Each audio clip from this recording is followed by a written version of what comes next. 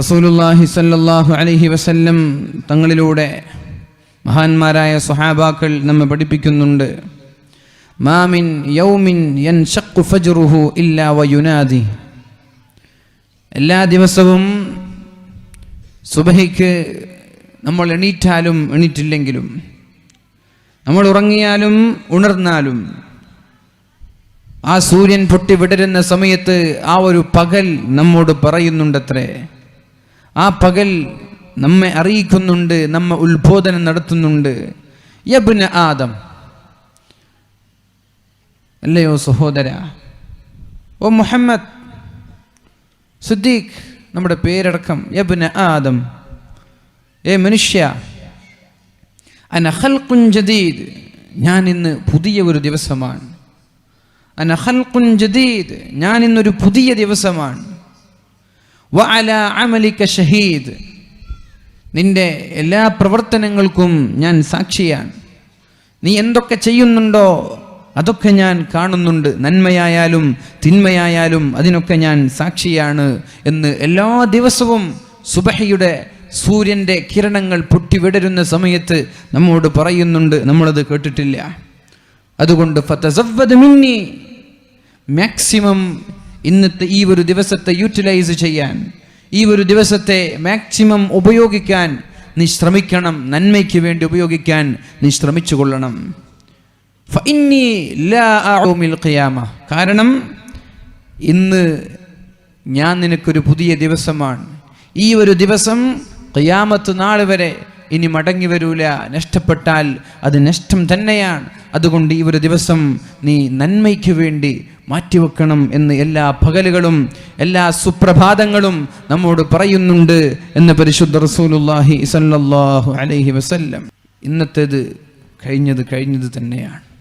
കൊണ്ടിരിക്കുന്ന ഓരോ ദിവസവും അരുവുകളിലൂടെ പുഴയിലൂടെ ഒഴുകിക്കൊണ്ടിരിക്കുന്ന ഓരോ വെള്ളത്തുള്ളികളും നമ്മോട് ദിവസവും പറയുന്നുണ്ട്, ഈ ഒരു ദിവസം നീ മാക്സിമം നന്മയ്ക്ക് വേണ്ടി ഉപയോഗിക്കണം. കാരണം ഇനി ഒരു തവണ ഞാൻ ഈ വഴിയിലൂടെ കടന്നു വരൂല എന്ന് ഓരോ രാത്രികളും ഓരോ പകലുകളും നമ്മെ ഉണർത്തിക്കൊണ്ടേയിരിക്കുകയാണ്. പക്ഷേ നഷ്ടപ്പെട്ടു പോകുന്ന നമ്മുടെ സമയങ്ങളെക്കുറിച്ചോ നമ്മുടെ ദിവസങ്ങളെക്കുറിച്ചോ നമ്മളിൽപ്പെട്ട ആരെങ്കിലും ആലോചിക്കാറുണ്ടോ? ഞാൻ ദുന്യവിയ ഭൗതികമായി എന്ത് നേടി എന്നല്ലാതെ ആഖിറത്തിലേക്ക് വേണ്ടി ഞാൻ എന്തു നേടി എന്ന് നമ്മളിൽപ്പെട്ട ആരെങ്കിലും ചിന്തിക്കാറുണ്ടോ? വയസ്സാകും തോറും ഒരു ഉപ്പയുടെ വ്യാകുലത, ഒരു ഉപ്പയുടെ നിരാശ, ഉടച്ചോനെ ഞാൻ മരിക്കാൻ പോവാണല്ലോ, ഇനി എൻ്റെ മക്കൾക്കാര് എന്നാണ്. അല്ലാഹുവേ, ഞാൻ മരിക്കാൻ പോവാണ്, എൻ്റെ ഭാര്യ ഇനി ആര് ശ്രദ്ധിക്കും? ഈ ഒരു ചിന്തിക്കുന്നതിന് പകരം അല്ലാഹുവേ, ഞാൻ മരിക്കാൻ പോവാൻ, ഇനി എൻ്റെ അവസ്ഥ എന്ത് എന്ന് ആരെങ്കിലും ചിന്തിച്ചിട്ടുണ്ടോ? എൻ്റെ മക്കൾ അനാഥരായിക്കോട്ടെ. ഇവിടെയുള്ള അനാഥ മക്കളെയൊക്കെ തീറ്റിപ്പോറ്റുന്നത് നമ്മളാണോ? അല്ല, അല്ലാഹുവാണ്. വമാ മിൻ ദാബത്തിൻ ഫിൽ അർളി ഇല്ലാ അലല്ലാഹി റിസ്ഖുഹാ. ഭൂമിയിൽ മനുഷ്യനെന്നല്ല സർവചരാചരങ്ങൾക്കും ഭക്ഷണം നൽകുന്നവനാണ് സർവശക്തനായ അല്ലാഹു. മഹാനായ ഇബ്രാഹിം അദ്ഹം റളിയല്ലാഹു അൻഹു രാജാവാണ്. കൊട്ടാരത്തിൻ്റെ പൂമുഖത്ത് വെച്ച് മനോഹരമായൊരു സുപ്രയിൽ ഭക്ഷണം കഴിച്ചുകൊണ്ടിരിക്കുകയാണ്. ചപ്പാത്തിയും റൊട്ടിക്കഷ്ണങ്ങളും നല്ല സ്വാദിഷ്ടമായ ഭക്ഷണം കഴിച്ചുകൊണ്ടിരിക്കുമ്പോൾ ഒരു കാക്ക പറന്നു വന്ന് ആ ഭക്ഷണം കൊത്തിപ്പറിച്ചു കൊണ്ടുപോകുന്നത് വളരെ ശ്രദ്ധയോടെ അദ്ദേഹം നോക്കി നിന്നു.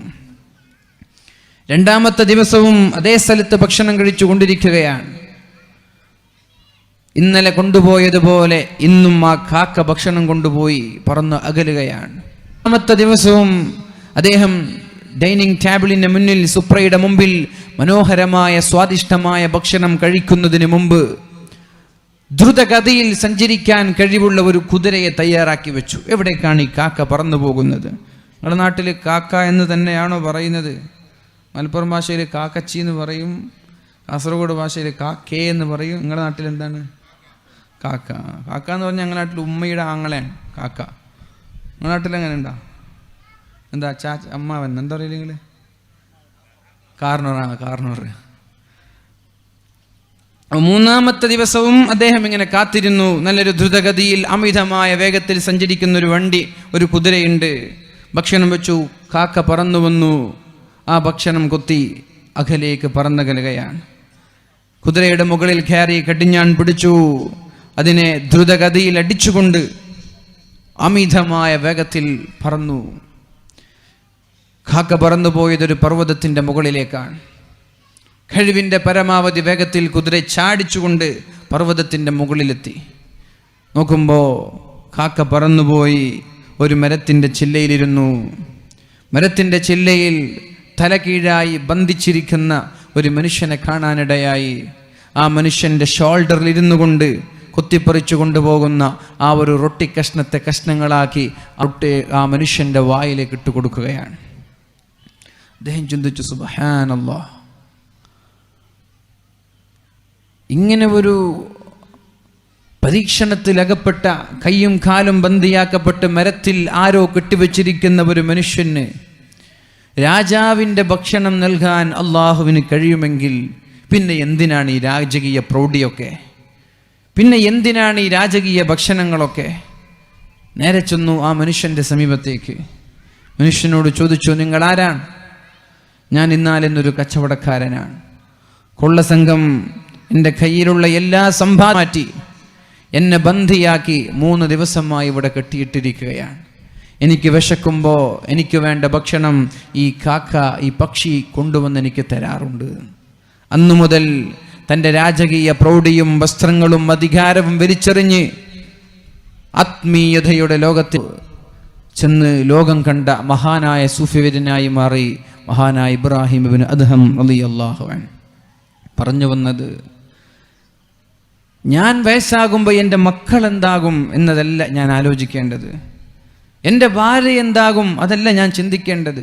എൻ്റെ ബിസിനസ് സാമ്രാജ്യങ്ങൾ എന്താകും എന്നല്ല, ഞാൻ എന്താകും, എൻ്റെ അവസ്ഥ എന്ന്.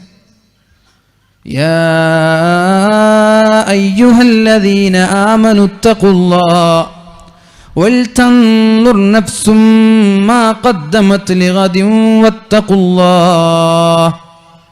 ജനങ്ങളെ, മുഅ്മിനീങ്ങളെ, നിങ്ങൾ നിങ്ങളുടെ മക്കളെ കുറിച്ചല്ല വ്യാകുലപ്പെടേണ്ടത്. നിങ്ങളുടെ ഭാര്യമാരെ കുറിച്ചോ നിങ്ങളുടെ സമ്പാദ്യങ്ങളെ കുറിച്ചോ അല്ല നിങ്ങൾ ടെൻഷൻ അടിക്കേണ്ടത്.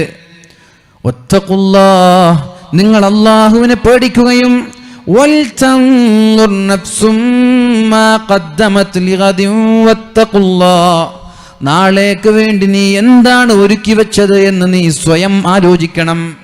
മക്കളെ കുറിച്ചല്ല, ഭാര്യയെക്കുറിച്ചോ ബിസിനസ് സാമ്രാജ്യങ്ങളെ കുറിച്ചോ അല്ല, നിന്നെ കുറിച്ചാണ് നീ ആലോചിക്കേണ്ടത്. എന്നെക്കുറിച്ച് ഞാൻ, നമ്മളെല്ലാവരും സ്വന്തത്തെക്കുറിച്ചാണ് ആലോചിക്കേണ്ടത്. അല്ലാഹുവേ, മരിച്ചു കഴിഞ്ഞാൽ എൻ്റെ അവസ്ഥ എന്താണ്? ഖബറിലേക്ക് വേണ്ടി ഞാൻ എന്താണ് ഒരുക്കി വെച്ചിട്ടുള്ളത്? മനോഹരമായൊരു മദ്രസയുടെയും ഒരു പള്ളിയുടെയും ഒരു കോട്ടേഴ്സിൻ്റെയും പദ്ധതി നമ്മുടെ മുമ്പിൽ ഉണ്ടാകുമ്പോൾ, അല്ലാഹുവേ, എൻ്റെ സമ്പാദ്യങ്ങളിൽ നിന്ന് ഒരു വിഹിതം ഞാൻ മദ്രസയ്ക്ക് വേണ്ടി നീക്കി വെക്കുകയാണ്. നാളെ ഖബറിൽ ചെന്നാൽ എനിക്ക് രക്ഷപ്പെടണം. അല്ലാഹുവേ, എൻ്റെ സമ്പാദ്യങ്ങളിൽ നിന്ന്, എൻ്റെ സ്വർണങ്ങളിൽ നിന്ന്, എൻ്റെ വരുമാനങ്ങളിൽ നിന്നൊരു വിഹിതം ഞാൻ എൻ്റെ ഖബറിലേക്ക് വേണ്ടി വെക്കട്ടെ റബ്ബേ. എൻ്റെ മക്കളെ ഏറ്റെടുക്കാൻ നീയുണ്ടല്ലോ, എൻ്റെ ഭാര്യയെ ഏറ്റെടുക്കാൻ നീയുണ്ടല്ലോ. ഈ കോട്ടേഴ്സിന് വേണ്ടി നാളെ ഞാൻ ഖബറിൽ കിടക്കുമ്പോൾ എൻ്റെ ഖബറിടം രക്ഷപ്പെടാൻ, എൻ്റെ ഖബറിടം സ്വർഗീയമാവാൻ, എനിക്ക് നാളെ നരകത്തിൽ കിടക്കാതെ സ്വർഗീയ ലോകം ആസ്വദിക്കാൻ, അല്ലാഹുവേ, ഞാനൊരു ഷെയർ ഹോൾഡറായി ഈ ഷെയറിൽ ഞാൻ കൂടുകയാണ് റബ്ബേ എന്ന് പറഞ്ഞ് എന്നെ കുറിച്ചാണ് ഞാനും നിങ്ങളും ആലോചിക്കേണ്ടത്. മക്കളെ കുറിച്ചല്ല. മക്കളെ നോക്കാൻ ഇവിടെ അല്ലാഹുവുണ്ട്, ഭാര്യയെ നോക്കാൻ ഇവിടെ അല്ലാഹുവുണ്ട്. അല്ലാഹുവിൻ്റെ തീരുമാനത്തെക്കാൾ മറികടക്കാൻ നമ്മൾക്കോ നമ്മുടെ മക്കൾക്കോ നമ്മുടെ ഭാര്യയ്ക്കോ കഴിയില്ല. അതുകൊണ്ട് എന്താണ് ഞാൻ എനിക്ക് വേണ്ടി എടുത്തു വെച്ചത് എന്നായിരിക്കണം എൻ്റെയും നിങ്ങളുടെയും ചിന്ത. അല്ലാഹു തൗഫീഖ് നൽകട്ടെ. വൽ അസ്ർ, കാലം തന്നെയാണ് സത്യം. വൽ അസ്ർ വല്ളുഹാ, സമയം തന്നെയാണ് സത്യം. ഇന്നൽ ഇൻസാന ലഫീ ഖുസ്ർ, മനുഷ്യൻ പരാജയത്തിലാണ്, മനുഷ്യൻ പരാജയത്തിലാണ്. ഇല്ലല്ലദീന ആമനൂ വഅമിലുസ് സ്വാലിഹാത്ത്, സത്യവിശ്വാസത്തിൽ ചേരുകയും വഅമിലുസ് സ്വാലിഹാത്ത്, നന്മ ചെയ്യുകയും ചെയ്ത ആളുകൾ ഒഴികെ വതവാസൗ ബിൽ ഹഖ് വതവാസൗ ബിസ്സബ്ർ, നന്മ കൊണ്ട് പരസ്പരം ഉപദേശിക്കുകയും ക്ഷമിക്കാൻ പരസ്പരം കൽപ്പിക്കുകയും ചെയ്യുന്ന ആളുകൾ ഒഴികെ എല്ലാവരും പരാജയത്തിലാണ്. ഇല്ലല്ലദീന ആമനു, മുഅ്മിനീങ്ങൾ ഒഴികെ, വഅമിലുസ് സ്വാലിഹാത്ത്, സൽക്കർമ്മങ്ങൾ ചെയ്യുന്നവരൊഴികെ, വതവാസൗ ബിൽ ഹഖ്, പരസ്പരം നന്മ കൊണ്ട് ഉപദേശിക്കുന്ന ആളുകൾ. തെറ്റ് കാണുമ്പോൾ ഉണർത്തുകയും തിന്മ കാണുമ്പോൾ ചെയ്യല്ലേ, നന്മയെ പ്രോത്സാഹിപ്പിക്കുകയും തിന്മയെ നിരുത്സാഹപ്പെടുത്തുകയൊഴികെ, വതവാസൗ ബിസ്സബ്ർ, പ്രയാസം കൊണ്ടാണ് അല്ലാഹു മനുഷ്യനെ സൃഷ്ടിക്കുന്നത്. പ്രയാസം കൊണ്ടാണ് അല്ലാഹു മനുഷ്യനെ സൃഷ്ടിച്ചത്, സന്തോഷിക്കാനല്ല. വലനബ്ലുവന്നകും, നിങ്ങളെ ഞാൻ പരീക്ഷിക്കുക തന്നെ ചെയ്യുമെന്നാണ് അല്ലാഹു പറഞ്ഞത്. വലനബ്ലുവന്നകും ബിശൈഇൻ മിനൽ ഖൗഫി വൽ ജൂ, വല എന്ന് പറഞ്ഞാൽ തീർച്ചയായും, ല എന്ന പദം അതിനു വേണ്ടിയാണ് ഉപയോഗിക്കുന്നത്. നബ്ലുവന്നകും, പരീക്ഷിക്കുക തന്നെ ചെയ്യും, തീർച്ചയായും നിന്നെ ഞാൻ പരീക്ഷിക്കുക ചെയ്യും. ഞാൻ നിന്നെ പരീക്ഷിക്കും എന്ന് പറയുന്നതും തീർച്ചയായും ഞാൻ നിന്നെ പരീക്ഷിക്കുക തന്നെ ചെയ്യും എന്ന് പറയുന്നതിലും വ്യത്യാസമുണ്ട്. ഞാൻ നിന്നെ അടിക്കും, നാളെ ഹോംവർക്ക് ചെയ്ത് വന്നില്ലെങ്കിൽ ഉസ്താദ് പറയാണ്, ടീച്ചേഴ്സ് പറയാണ്, ഞാൻ നിന്നെ അടിക്കും. ഗൗരവം കുറവാണ്. വേറൊരു ടീച്ചർ വന്നിട്ട് പറഞ്ഞു, നാളെ എങ്ങാനും ഹോംവർക്ക് ചെയ്തില്ലെങ്കിൽ തീർച്ചയായും ഞാൻ നിന്നെ അടിക്കുക തന്നെ ചെയ്യും എന്ന് പറയുമ്പോൾ ഗൗരവം കൂടി. ആ ടീച്ചറിൻ്റെ ഹോംവർക്ക് എല്ലാവരും ചെയ്യും. അതല്ല പറഞ്ഞത്, വലനബ്ലുവന്നകും, നിങ്ങൾ ഞാൻ പരീക്ഷിക്കുക തന്നെ ചെയ്യും. രക്ഷപ്പെടാൻ ഒരാൾക്കും കഴിയില്ല. രോഗം കൊണ്ട് അല്ലാഹു പരീക്ഷിക്കും ചില ആളുകളെ. നിരാശരാവേണ്ട, ടെൻഷൻ വേണ്ട. ആ രോഗം അല്ലാഹു നൽകിയത് മരത്തിന്റെ ഇലകൾ കൊഴിഞ്ഞു വീഴുന്നത് പോലെ നമ്മുടെ പാപങ്ങൾ അല്ലാഹു പുറത്തു തരാനാണ്.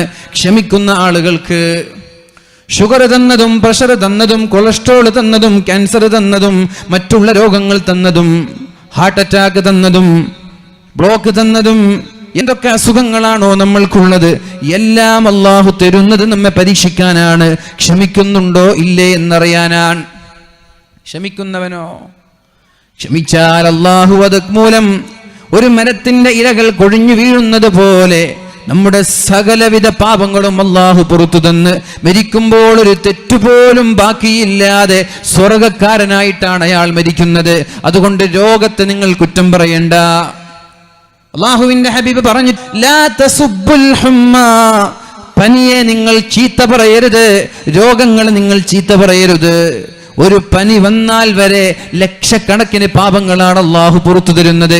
എന്നാൽ ഒരു ക്യാൻസർ വന്നാലോ എണ്ണിയാൽ തീരാത്ത പാപങ്ങളാണ് അല്ലാഹു നമ്മൾക്ക് വേണ്ടി പുറത്തു തരുന്നത്. എന്ന് വെച്ചിട്ട് ക്യാൻസർ വരാൻ വേണ്ടി ദുആ ചെയ്യണ്ട. ക്യാൻസർ വന്നാൽ നമ്മൾ ക്ഷമിക്കുക.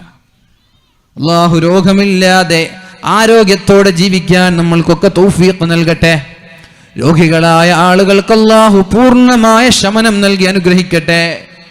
അല്ലാഹു ശർറായ ഖളായിൽ നിന്ന്, അപകടങ്ങളിൽ നിന്ന് നമ്മെ എല്ലാവരെയും അല്ലാഹു കാക്കുമാറാവട്ടെ. അപ്പോ പറഞ്ഞു വരുന്നത്, അല്ലാഹു എല്ലാ ആളുകളെയും പരീക്ഷിക്കുക തന്നെ ചെയ്യും. രക്ഷപ്പെടാൻ ഒരാൾക്കും കഴിയില്ല. ആ ഒരു സമയത്ത് ആർക്കാണോ ക്ഷമിക്കാൻ കഴിയുന്നത്, ഭർത്താവ് ഭാര്യയെ ക്ഷമിപ്പിക്കണം, അവരെ ക്ഷമ കൊണ്ട് ഉപദേശിക്കണം. കച്ചവടത്തിൽ നഷ്ടമുണ്ടാകുമ്പോ ഭാര്യ ഭർത്താവിനെ സമാധാനിപ്പിക്കണം. കുഴപ്പമില്ല, ക്ഷമിക്കൂ പൊന്നാര ഭർത്താവേ, ക്ഷമിക്കൂ, ഇത് അള്ളാഹുവിന്റെ പരീക്ഷണമാണ്. രോഗം വരുമ്പോ പരസ്പരം അങ്ങോട്ടും ഇങ്ങോട്ടും ഉപദേശിച്ച് ജീവിക്കുന്ന ആളുകൾ ഒഴികെ എല്ലാവരും നഷ്ടത്തിലാണ് എന്ന് പരിശുദ്ധ ഖുർആൻ നമ്മോട് പഠിപ്പിക്കുന്നുണ്ട്. സമയം വൽ അസ്ർ, കാലം തന്നെയാണ് സത്യം. വല്ലുഹ വല്ലൈലി ഇദാ യഗ്ശാ, രാത്രി തന്നെയാണ് സത്യം. വന്നഹാരി ഇദാ തജല്ലാ, പകല് തന്നെയാണ് സത്യം. അല്ലാഹു സമയങ്ങളെ കൊണ്ട് നിരന്തരമായി സത്യം ചെയ്യുന്നുണ്ട്. അതിന്റെ മഹത്വം നമ്മൾക്ക് മനസ്സിലാക്കാൻ വേണ്ടിയിട്ടാണ്. റസൂലുള്ളാഹി സ്വല്ലല്ലാഹു അലൈഹി വസല്ലമ തങ്ങൾ പറയുന്നുണ്ട്, ഒരാൾ മരിച്ച് ജനാസയുമായി ഖബറിടത്തിലേക്ക് കൊണ്ടുപോകുമ്പോ അവിടെ നിന്നൊരു അശരീരി നിങ്ങൾക്ക് കേൾക്കാം, പക്ഷേ നിങ്ങൾ കേട്ടിട്ടില്ല. നമ്മളോട് പറയുന്നുണ്ട്, ലാ തഗുറന്നകുമുദ്ദുന്യാ കമാ ഗറത്നി. ജനാസ പിടിച്ച് ഉപ്പയുടെ, ഭർത്താവിന്റെ, ഭാര്യയുടെ, മക്കളുടെ, ചങ്ങാതിമാരുടെ, നാട്ടുകാരുടെ ജനാസയും പിടിച്ച് മയ്യിത്തും പിടിച്ച് ലാ ഇലാഹ ഇല്ലല്ലാഹ് ലാ ഇലാഹ ഇല്ലല്ലാഹ് എന്ന് പറഞ്ഞ് അവസാനത്തെ ഒരു പിടി മണ്ണ് വാരി മുഖത്തേക്ക് ഖബറിലേക്ക് വലിച്ചെറിയാൻ വേണ്ടി കൊണ്ടുപോകുമ്പോ ആ മയ്യിത്ത് നമ്മോട് പറയുന്ന ചില ഉപദേശങ്ങളുണ്ട്, നമ്മളത് കേൾക്കാറില്ല. ആ മയ്യിത്ത് നമ്മളോട് പറയുന്ന ചില ഉപദേശങ്ങളുണ്ട്. ലാ തഗുറന്നകുമുദ്ദുന്യാ കമാ ഗറത്നി. ഞാൻ പെട്ടുപോയതുപോലെ നിങ്ങൾ പെട്ടുപോവല്ല സഹോദരാ. ഞാൻ ദുനിയാവിന്റെ ഭംഗിയിൽ, ദുനിയാവിന്റെ പളവളപ്പിൽ, ദുനിയാവിന്റെ സൗന്ദര്യത്തിൽ, ദുനിയാവിന്റെ ആഡംബരങ്ങളിൽ ഞാൻ മയങ്ങിപ്പോയി. നിങ്ങൾ അതിൽ വഞ്ചിതരായി പോവല്ല സഹോദരാ. വലാ തൽഅബ് ബികുമുദ്ദുന്യാ വലാ യൽഅബ് ബികുമുദ്ദുന്യാ കമാ ലഅബ ബി. ദുനിയാവ് എന്നെ അങ്ങോട്ടും ഇങ്ങോട്ടും കുരങ്ങ് കളിപ്പിച്ചതുപോലെ നിങ്ങളെ കളിപ്പിക്കാൻ ദുനിയാവിന് നിങ്ങൾ അവസരം നൽകരുത്, ദുനിയാവിന് പ്രാധാന്യം നൽകരുത്. ആഖിറത്തെ കുറിച്ച് ആലോചിക്കണേ എന്ന് ജനാസ കൊണ്ടുപോകുമ്പോൾ ആ മയ്യിത്ത് നമ്മളോട് പറയുന്നുണ്ട് എന്ന് മുഹമ്മദുർ റസൂലുള്ളാഹി സ്വല്ലല്ലാഹു അലൈഹി വസല്ലം. അല്ലാഹുവിനെ ഓർത്തുകൊണ്ട് ഓരോ സമയങ്ങളും വെറുതെ അനാവശ്യങ്ങളിൽ ഇടപെടാതെ നന്മയ്ക്ക് വേണ്ടി ഉപയോഗിക്കാൻ നമ്മൾക്ക് കഴിയണം. അല്ലാഹു തൗഫീഖ് നൽകട്ടെ. യുഖല്ലിബുല്ലാഹുൽ ലൈല വന്നഹാർ ഇന്ന ഫീ ദാലിക ലഇബ്റതൻ ലിഉലിൽ അബ്സാർ. അല്ലാഹു പരിശുദ്ധമായ ഖുർആൻ യുഖല്ലിബുല്ലാഹുൽ ലൈല, രാത്രിയെ പകലിൽ നിന്ന് അല്ലാഹു മാറ്റിമറിച്ചത്, പകലിനെ രാത്രിയിൽ നിന്ന് മാറ്റിമറിച്ചത്. ഒരു രാത്രി കഴിയുമ്പോൾ ഒരു പകല്, ഒരു പകല് കഴിയുമ്പോൾ മറ്റൊരു രാത്രി. എന്തിനാണ് ഈ ഒരു സംവിധാനം? എന്തിനാണ് ഈ ഒരു സംവിധാനം? മഹാനായ അബൂ ദർദാ റളിയല്ലാഹു അൻഹു പറയുന്നുണ്ട്, ഈ ആയത്ത് കഴിഞ്ഞ ഉടനെ അല്ലാഹു പറയുന്നുണ്ട്, ഇന്ന ഫീ ദാലിക ലഇബ്റതൻ ലിഉലിൽ അബ്സാർ.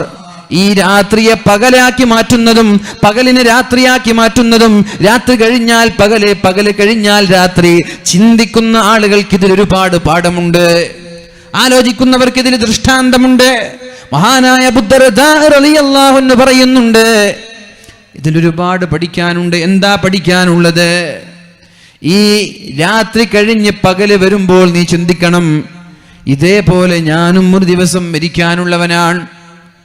പകല് കഴിഞ്ഞ് രാത്രി വരുമ്പോൾ നീ ചിന്തിക്കണം, ഞാനും ഒരു ദിവസം ലോകത്തോട് വിട പറയാനുള്ളതാണ്.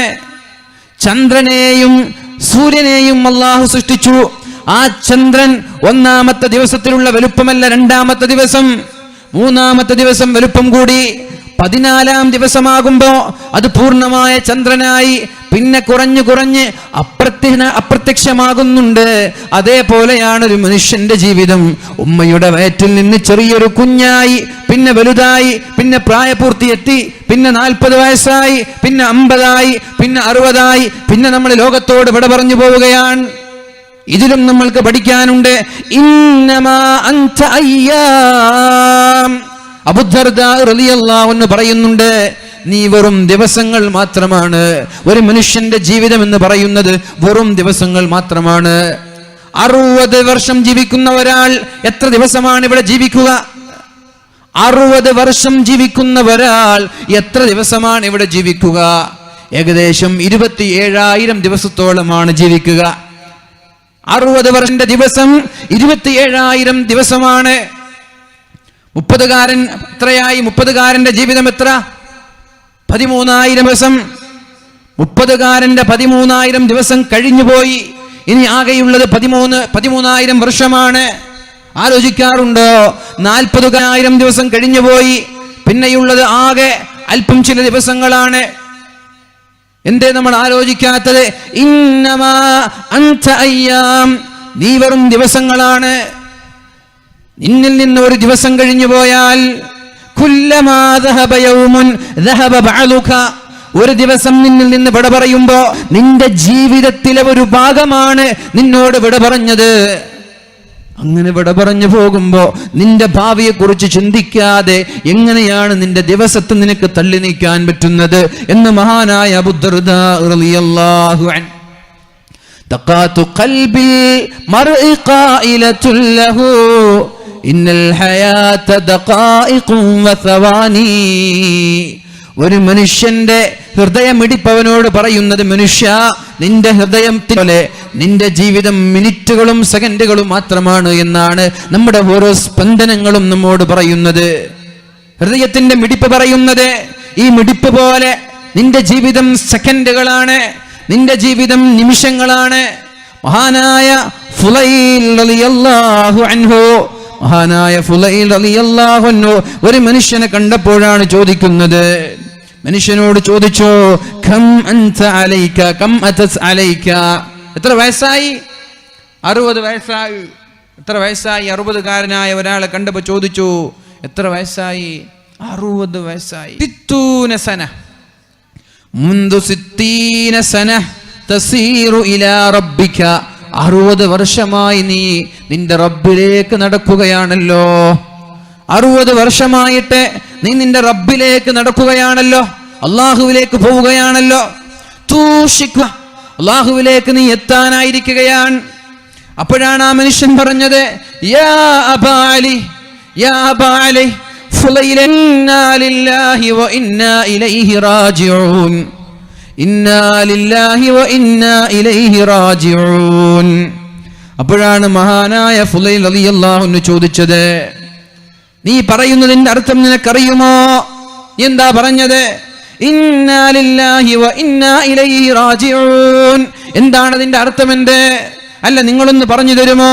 അപ്പോഴാണ് മഹാനായ ഫുലൈൽ തങ്ങൾ പറഞ്ഞത്, അനലില്ലാഹി അബ്ദുൻ, ഇന്നാ ലില്ലാഹി എന്ന് പറഞ്ഞാൽ ഞാൻ അല്ലാഹുവിന്റെ അടിമയാണ് എന്നാണ് അതിന്റെ അർത്ഥം.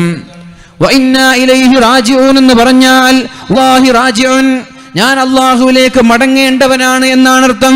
ഫമൻ അലിമ, ഒരാൾ മനസ്സിലാക്കിയാൽ അല്ലാഹുവിന്റെ അടിമയാണെന്നും അല്ലാഹുവിലേക്ക് മടങ്ങേണ്ടവനാണെന്നും ഒരാൾ മനസ്സിലാക്കിയാൽ, ഫല്യഅലം ബിഅന്നഹു മൗഖൂഫ്, അല്ലാഹുവിന്റെ മഹ്ശറയുടെ മുമ്പിൽ കോടാനക്കോടി ആളുകളുടെ മുമ്പിൽ വിചാരണ ചെയ്യാൻ വേണ്ടി അല്ലാഹു ഒരു ദിവസം നിർത്തുമെന്നും അവൻ മനസ്സിലാക്കേണ്ടതുണ്ട്.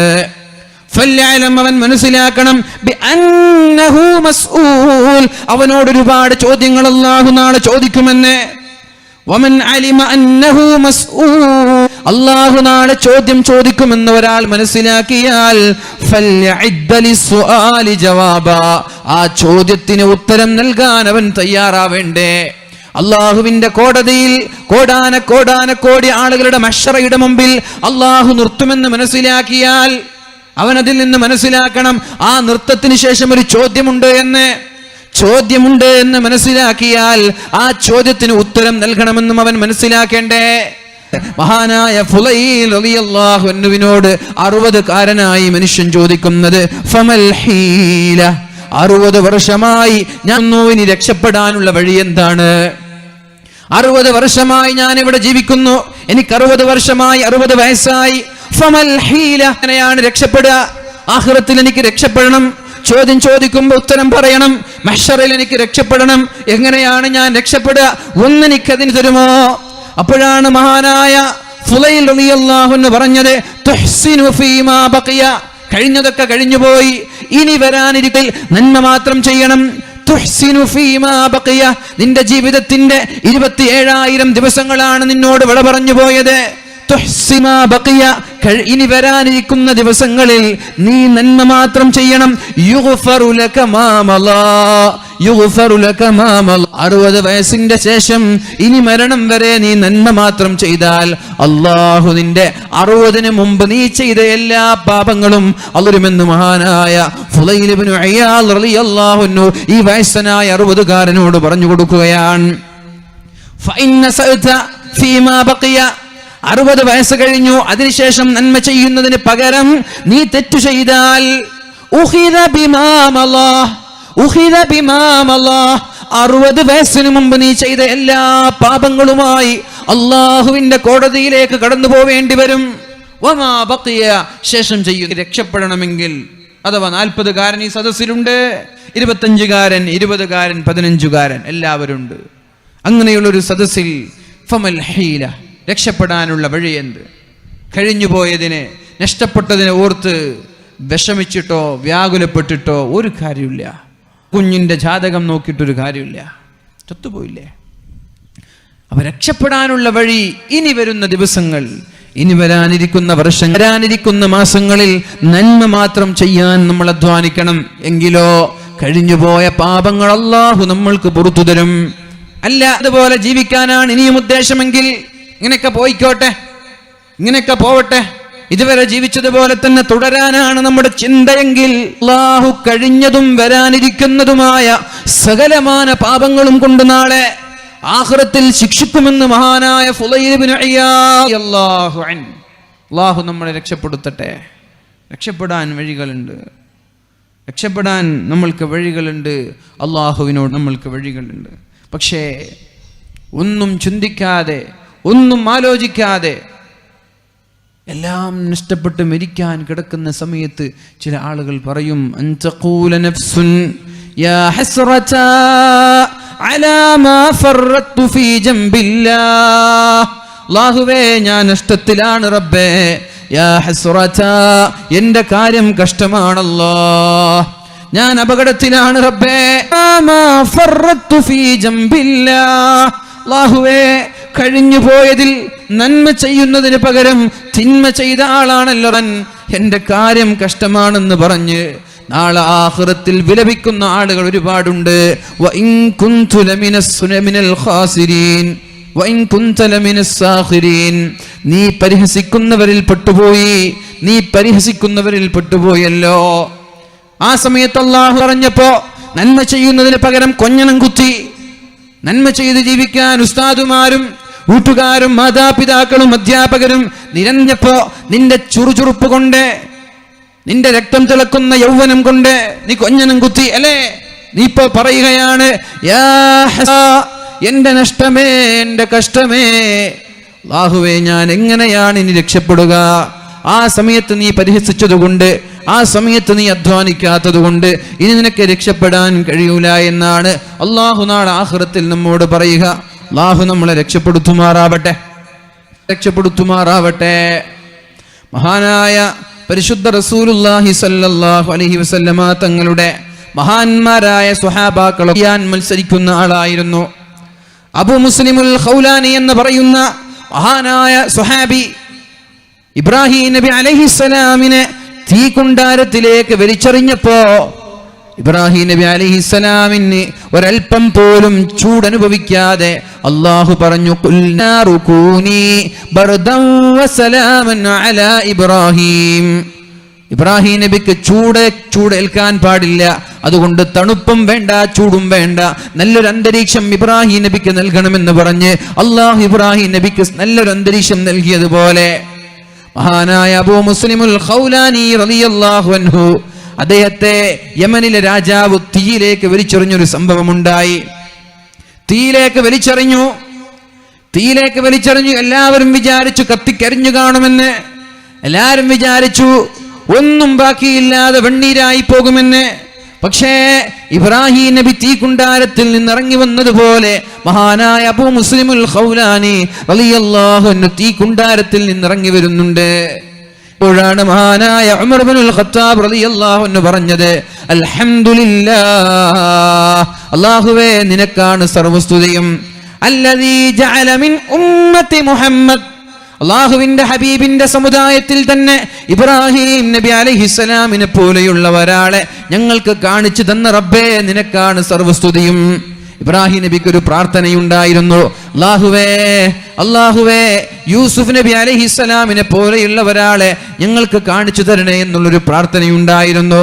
അതേപോലെ ഇബ്രാഹിം നബി അലൈഹിസ്സലാമിനെ പോലെയുള്ള ഒരാളെ കാണിച്ചു തരാതെ എന്നെ മരിപ്പിക്കരുത് എന്ന പ്രാർത്ഥന, ഒരു പ്രാർത്ഥനയുടെ ഉത്തരമാണ് മഹാനായ അബൂ മുസ്ലിമുൽ ഖൗലാനി റളിയല്ലാഹു അൻഹുവിനെ തീയിലേക്ക് വലിച്ചെറിഞ്ഞപ്പോ ആ തീയിൽ നശിക്കാതെ ഇബ്രാഹിം നബി എങ്ങനെയാണോ രക്ഷപ്പെട്ടത് അതേപോലെ ആഫിയത്തോടെ മദീനയിലേക്ക് തിരിച്ചു വന്നു മഹാനായ അബൂ മുസ്ലിമുൽ ഖൗലാനി.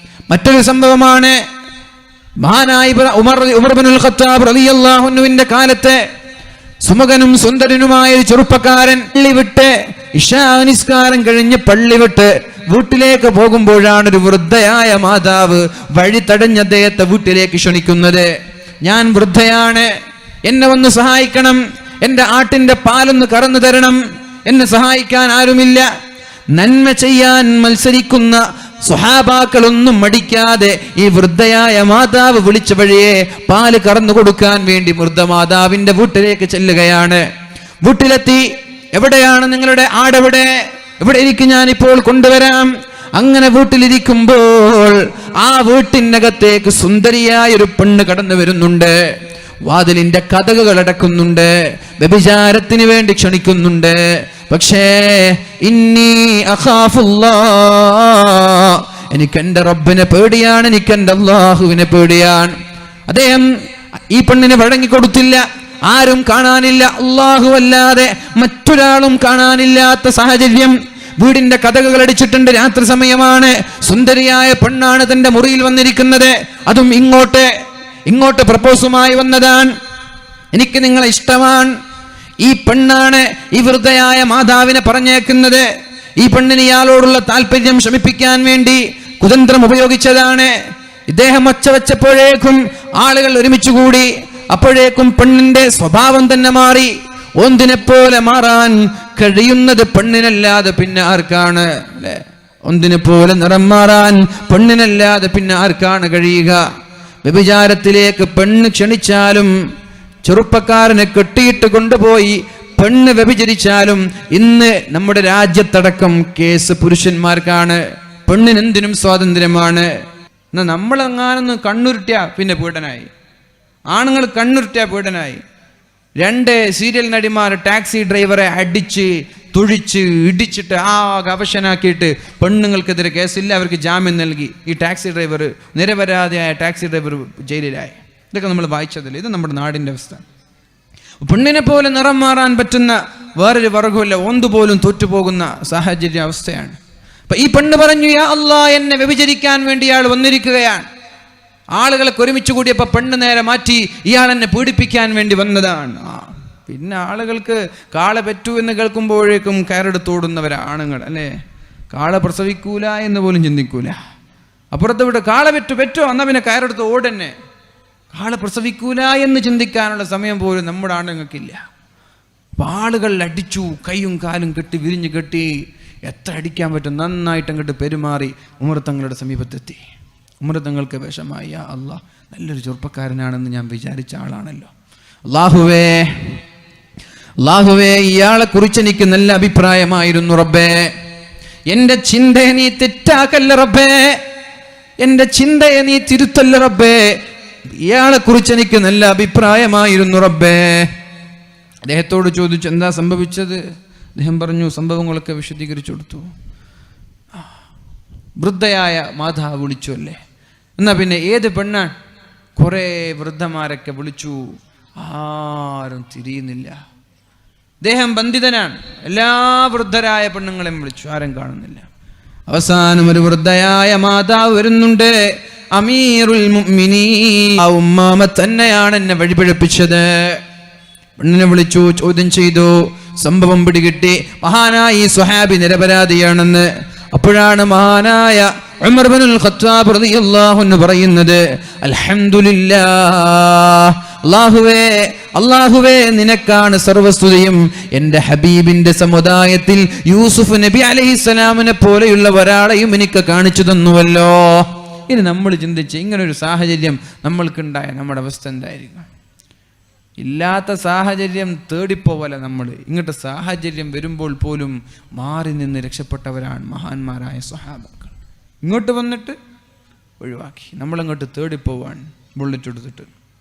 അല്ലേ? അല്ലാഹു കാക്കട്ടെ, അല്ലാഹു ഈമാൻ നൽകട്ടെ. പറഞ്ഞു വന്നത് മഹാനായ അബൂ മുസ്ലിമുൽ ഖൗലാനി റളിയല്ലാഹു അൻഹു, അല്ലാഹു നരകത്തിയിൽ നിന്ന് രക്ഷപ്പെടുത്തിയ മഹാൻ.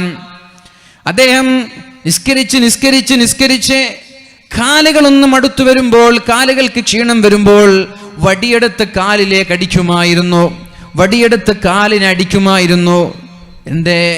എന്തേ ക്ഷീണം വന്നത്? നിസ്കരിക്കുക എന്ന് പറഞ്ഞ് കാലിനെ അടിച്ചുകൊണ്ട് നിസ്കരിപ്പിക്കുമായിരുന്നു.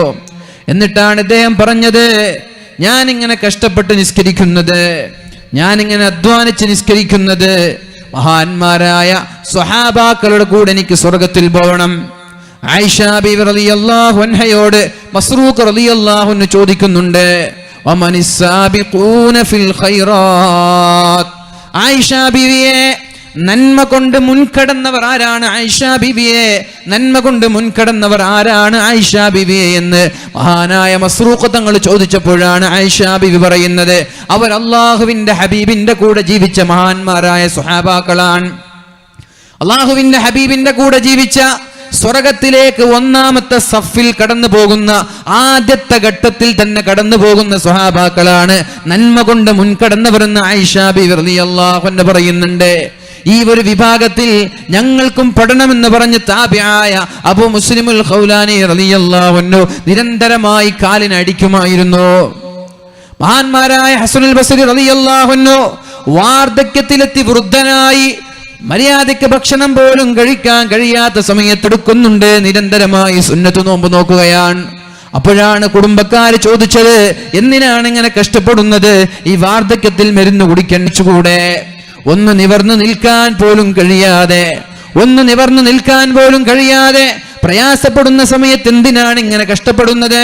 അപ്പൊ പറഞ്ഞു, മഹാന്മാരായ സ്വഹാബാക്കളുടെ കൂടെ ഒന്നാമത്തെ സഫിൽ സ്വർഗത്തിലേക്ക് പോവാൻ സ്വഹാബാക്കളുടെ കൂടെ തിരക്ക് കൂട്ടാൻ ഞാനും ഉണ്ടാവണം, അവരുടെ കൂടെ തിരക്ക് കൂട്ടും, അതിനു വേണ്ടിയിട്ടാണ് ഞാൻ ഇങ്ങനെ കഷ്ടപ്പെടുന്നത് എന്ന് മഹാനായ ഹസനുൽ ബസ്രി റളിയല്ലാഹു അൻഹു.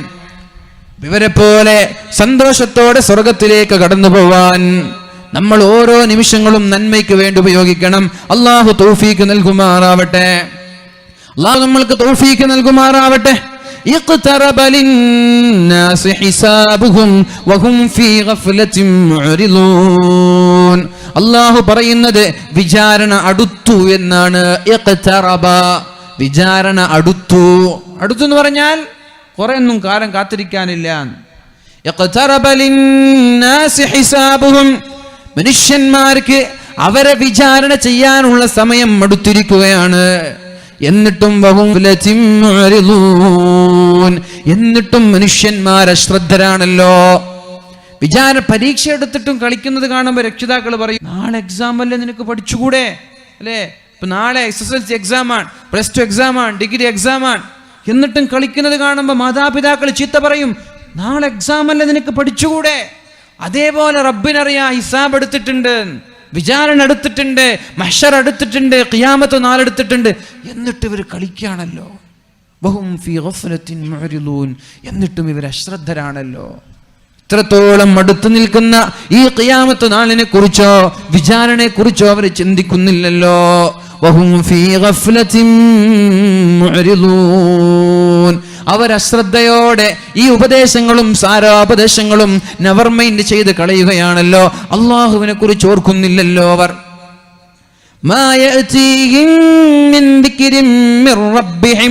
അള്ളാഹുവിനെ കുറിച്ചുള്ള ഉപദേശങ്ങൾ അവരിലേക്ക് കടന്നു വരുമ്പോ, നന്നാവണേ, അത് ചെയ്യണേ, ഇത് ചെയ്യണേ എന്ന് പറഞ്ഞ് നിരന്തരമായി വഅദ് കേൾക്കുമ്പോ, ഇല്ലസ്തമഊഹു വഹും യൽഅബൂൻ, അവര് കളിക്കുകയല്ലാതെ ഇത് കേൾക്കാൻ അവർ തയ്യാറാവുന്നില്ലല്ലോ.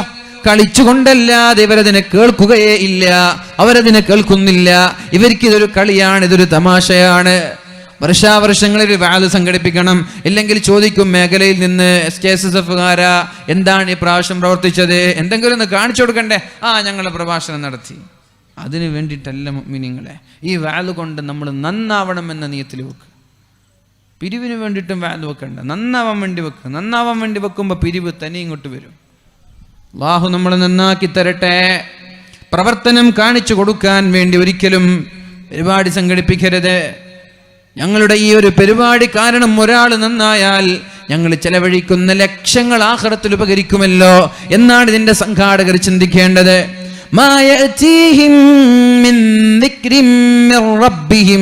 അള്ളാഹുവിനെ കുറിച്ചുള്ള ഉപദേശങ്ങൾ അവരിലേക്ക് കടന്നു വരുമ്പോ,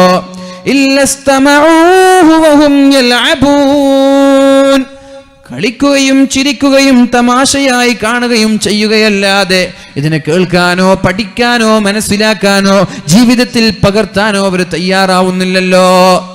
ലാഹിയതൻ ഖുലൂബുഹും, അവരുടെ ഹൃദയം പൂർണ്ണമായ അശ്രദ്ധയോടെ, ഇതൊക്കെ ഏതോ വയസ്സൻ കാക്കമാർക്കുള്ളതാണ്, ചെറുപ്പക്കാരങ്ങനെ വിചാരിക്കുന്നത് ഇതൊക്കെ ഞങ്ങൾക്കുള്ളല്ല, ഇതൊക്കെ ഇത് വയസ്സന്മാർക്കായി, ഉമ്മമാർക്കും വയസ്സന്മാർക്കും ഖബറിലേക്ക് കാൽ നീട്ടിയ വയസ്സന്മാർക്കുള്ളതാണ്. ചെറുപ്പക്കാരുടെ വിചാരം അങ്ങനെയാണ്. ഞങ്ങൾക്ക് ഇനി സമയമുണ്ടല്ലോ. ആരാണ് ചെറുപ്പക്കാരാ പറഞ്ഞത് സമയമുണ്ട് എന്ന്? ഒരാൾക്കും സമയമില്ല.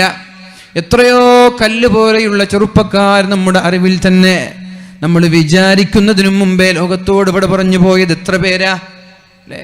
ആക്സിഡന്റിലൂടെ, രോഗങ്ങളിലൂടെ, ഒരു സൂചന പോലും ഇല്ലാതെ പെട്ടെന്നൊരു മരണം.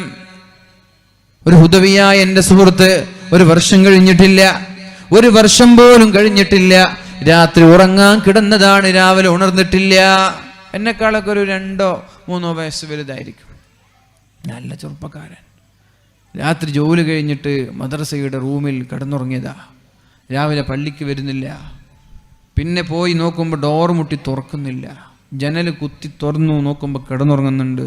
ഒച്ച വെച്ചു, ഡോറ് കുത്തി തുറന്നു, ഹോസ്പിറ്റലിൽ കൊണ്ടുപോയി, മരിച്ചുപോയി. അല്ലാഹു മഗ്ഫിറത്ത് നൽകട്ടെ, അല്ലാഹു മഗ്ഫിറത്ത് നൽകട്ടെ. എത്ര ആളുകളാണ് ഇങ്ങനെ ചെറുപ്പത്തിൽ തന്നെ ആരോടും യാത്ര ചോദിക്കാതെ വിട പറഞ്ഞു പോകുന്നത് അല്ലേ? 2 മക്കള്, കല്യാണം കഴിഞ്ഞിട്ടില്ല, എൻഗേജ്മെന്റ് കഴിഞ്ഞു, അല്ലെങ്കിൽ നിക്കാഹ് കഴിഞ്ഞു, 2 പേരും ഒന്ന് കൂടിച്ചേരുന്നതിന് മുമ്പേ വേർപിരിയേണ്ട അവസ്ഥ ഇത്ര ആളുകൾക്കായി വരുന്നത് ആലോചിച്ചിട്ടുണ്ടോ? അള്ളാഹു അപകട മരണങ്ങളിൽ നിന്ന് നമ്മെ കാക്കട്ടെ. അള്ളാഹു ദീർഘായുസ്സും ആഫിയത്തും ഇസ്സത്തും നൽകി നമ്മെ അനുഗ്രഹിക്കട്ടെ. ലാഹിയതൻ ഖുലൂബുഹും, ഈ വാലിൽ നിന്നും നന്മയിൽ നിന്നും അശ്രദ്ധയോടെ മാറി നിന്നുകൊണ്ട് ദുനിയാവിന്റെ പിന്നാലെ പോകുന്ന ആളുകൾ. വഅസറുൻ നജ്വല്ലദീന ളലമൂ ഹൽ ഹാദാ ഇല്ലാ ബശറും മിസ്ലുകും അഫതഅതൂന അസ്സിഹ്റ വഅൻതും തുബ്സിറൂൻ. അല്ലാഹുവിന്റെ ഹബീബിനെ കുറിച്ചാണ് ഇവർ പറയുന്നത്. ഈ ഒരു മജീഷ്യൻ, സാധാ മനുഷ്യൻ, ഇയാളുടെ മാജിക് കാണാൻ നിങ്ങൾ തയ്യാറാവുകയും നിങ്ങൾ കാണുന്നില്ല ഇത് സാധാ മനുഷ്യനാണെന്ന്. ഇതേപോലെ തന്നെയാണ് ചില വാദകൾ കേൾക്കുമ്പോൾ ചെറുപ്പക്കാർ നിസ്സാരഭാവത്തോടെ പുച്ഛിച്ചു കളയുന്നത്. വാട്സപ്പ് ഗ്രൂപ്പിലേക്കൊക്കെ വാല വരുമ്പോൾ വാലാണോ, ഞാൻ വെറുതെ ഡൗൺലോഡ് ചെയ്തത്, അങ്ങനെ പറയുന്ന ചെറുപ്പക്കാരില്ലേ? ഇല്ലേ? എനിക്ക് സ്ക്രീൻഷോട്ട് അടക്കം ഒരാൾ അയച്ചു തന്നിട്ടുണ്ട്. ഒരു ഗ്രൂപ്പിൽ വാല് അയച്ചപ്പോൾ അതിനെ എതിർക്കുകയും വാലാണോ വെറുതെ എംബി കളയാൻ എന്നൊക്കെ പറഞ്ഞിട്ട് തിരിച്ച് ചാറ്റ് ചെയ്യുന്ന ഒരു ചെറുപ്പക്കാരൻ്റെ ഒരു സ്ക്രീൻഷോട്ട് ഒരാൾ എനിക്ക് അയച്ചു തന്നിട്ടുണ്ട്. അപ്പോൾ നന്മയെ പുച്ഛിച്ച് കളയരുത്, നമ്മയെ നിസ്സാരവൽക്കരിക്കരുത് എൻ്റെ ചെറുപ്പക്കാരാ. ആ വേലൊക്കെ കേൾക്കണം. ഒരു പക്ഷെ അതുകൊണ്ടായിരിക്കും നമ്മൾ നാളെ ആഖിറത്തിൽ രക്ഷപ്പെടാൻ പോകുന്നത്. ഒരു നന്മയെയും നമ്മൾ നിസ്സാരവൽക്കരിക്കരുതേ. അല്ലാഹു രക്ഷപ്പെടുത്തട്ടെ. അല്ലാഹുവിന്റെ ഹബീബായ റസൂലുള്ളാഹി സ്വല്ലല്ലാഹു അലൈഹി വസല്ലമ തങ്ങൾ നമ്മോട് പഠിപ്പിക്കുകയാണ്, നാളെ, ഇന്നിപ്പോ ഖിയാമത്ത് നാളെടുക്കുകയാണ്. ഖിയാമത്ത് നാളെടുത്തു, ദജ്ജാലും വന്നു, എല്ലാവരും വന്നു, കഅബയും പൊളിക്കപ്പെട്ടു. ഇന്ന് ഖിയാമത്ത് നാളാണെന്ന് നിങ്ങൾ സങ്കല്പിക്കുക. അഥവാ ഇനി നാളേക്കൊരു ജീവിതം ബാക്കിയില്ല, ഇന്ന് ഖിയാമത്ത് നാൾ. ഒബിയദി അഹദികും ഫസീല, നിങ്ങളുടെ കയ്യിൽ ഒരു ചെടിയുണ്ടെങ്കിൽ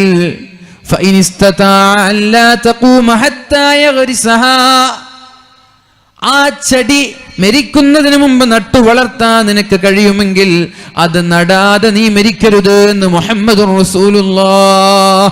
നാളെ ഖിയാമത്ത് നാളാണെങ്കിൽ പിന്നെ എന്തിനാണ് ആ ചെടി നടുന്നത്? എന്തിനാണ് ആ ചെടിയുടെ ആവശ്യം? എന്താ? നാളെ, ഇന്നാണ് ഖിയാമത്ത് നാൾ എടുക്കുന്നത്. ഇന്ന് ഖിയാമത്ത് നാൾ എടുത്തു. ബിയദി അഹദികും ഫസീല, ഖിയാമത്ത് നാൾ എടുക്കുമ്പോൾ നിങ്ങളുടെ കയ്യിൽ ഒരു ചെടി കഷ്ണമുണ്ട്, ഒരു മരക്കഷ്ണമുണ്ട്. നിങ്ങളുടെ കയ്യിൽ ഖിയാമത്ത് നാൾ എടുത്തുകൊണ്ടിരിക്കുകയാണ്.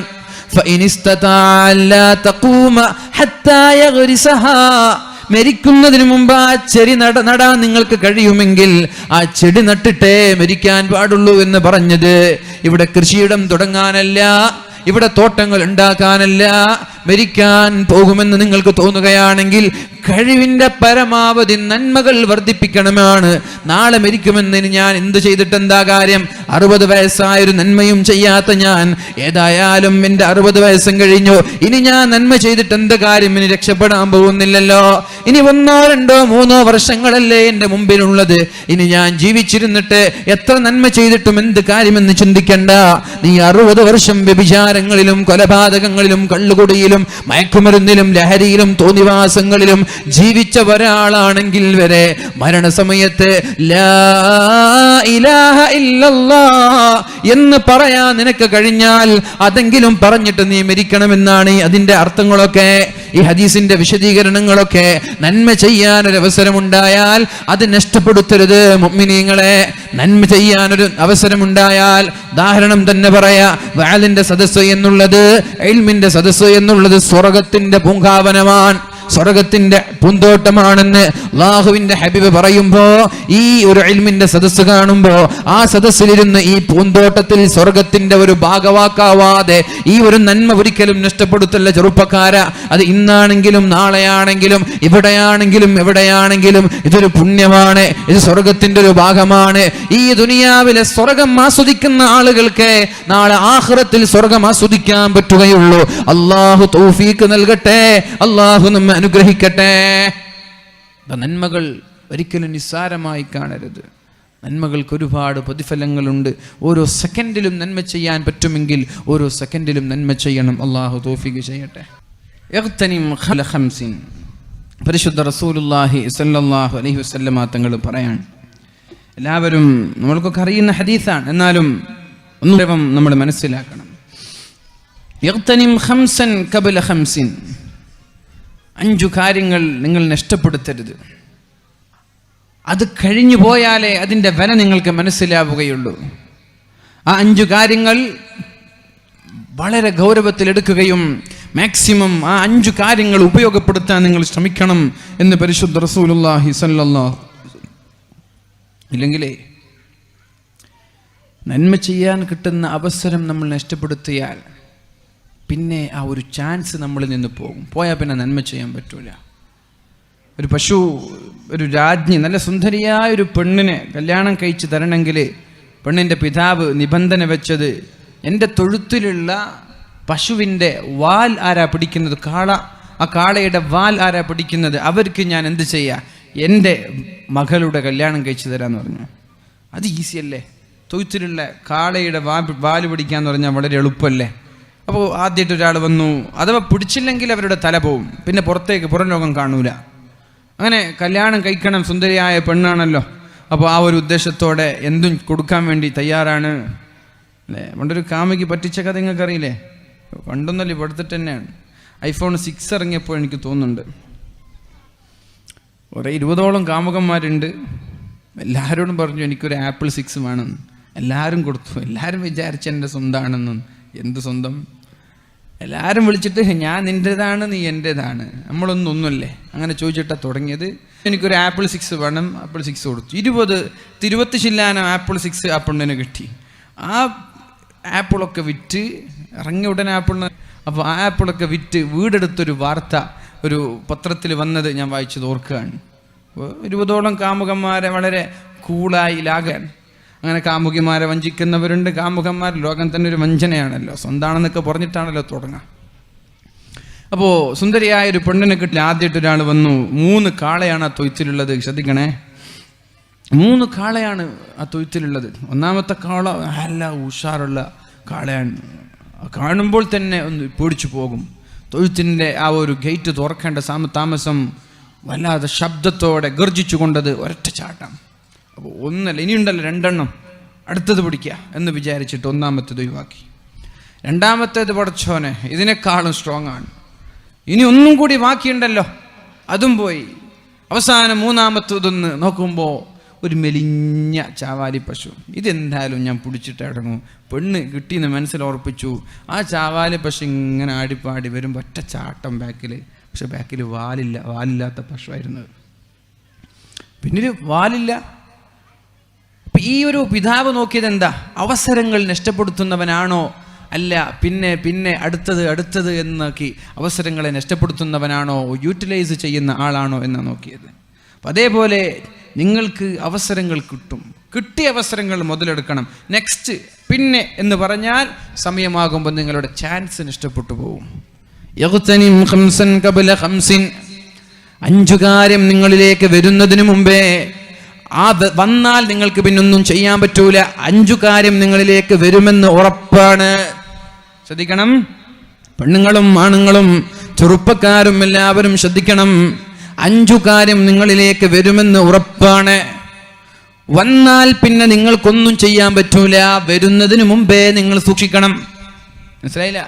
5 കാര്യം നിങ്ങളിലേക്ക് വരുമെന്നുറപ്പാണ്. വന്നാൽ പിന്നെ നിങ്ങൾക്ക് നന്മ ചെയ്യാനൊന്നും പറ്റൂല. വരുന്നതിന് മുമ്പേ ഇതിനെ സൂക്ഷിക്കണം.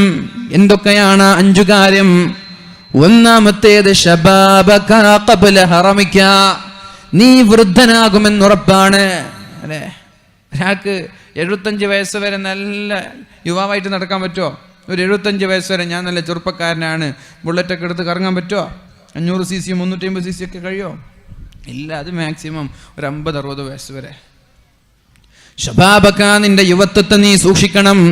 നീ നന്മ ചെയ്യണം. ഖബ്ല ഹറമിക, നിനക്ക് വാർദ്ധക്യം വരുന്നതിന് മുമ്പ്. അല്ലാഹുവിന്റെ ഹബീബ് പറയുന്നുണ്ട്, ചെറുപ്പക്കാരാ നിങ്ങളിത് കേൾക്കണേ, ചെവി തുറന്ന് കേൾക്കണേ. നിങ്ങൾക്ക് അല്ലാഹു നൽകുന്ന സ്ഥാനം എത്രത്തോളമാണെന്ന്.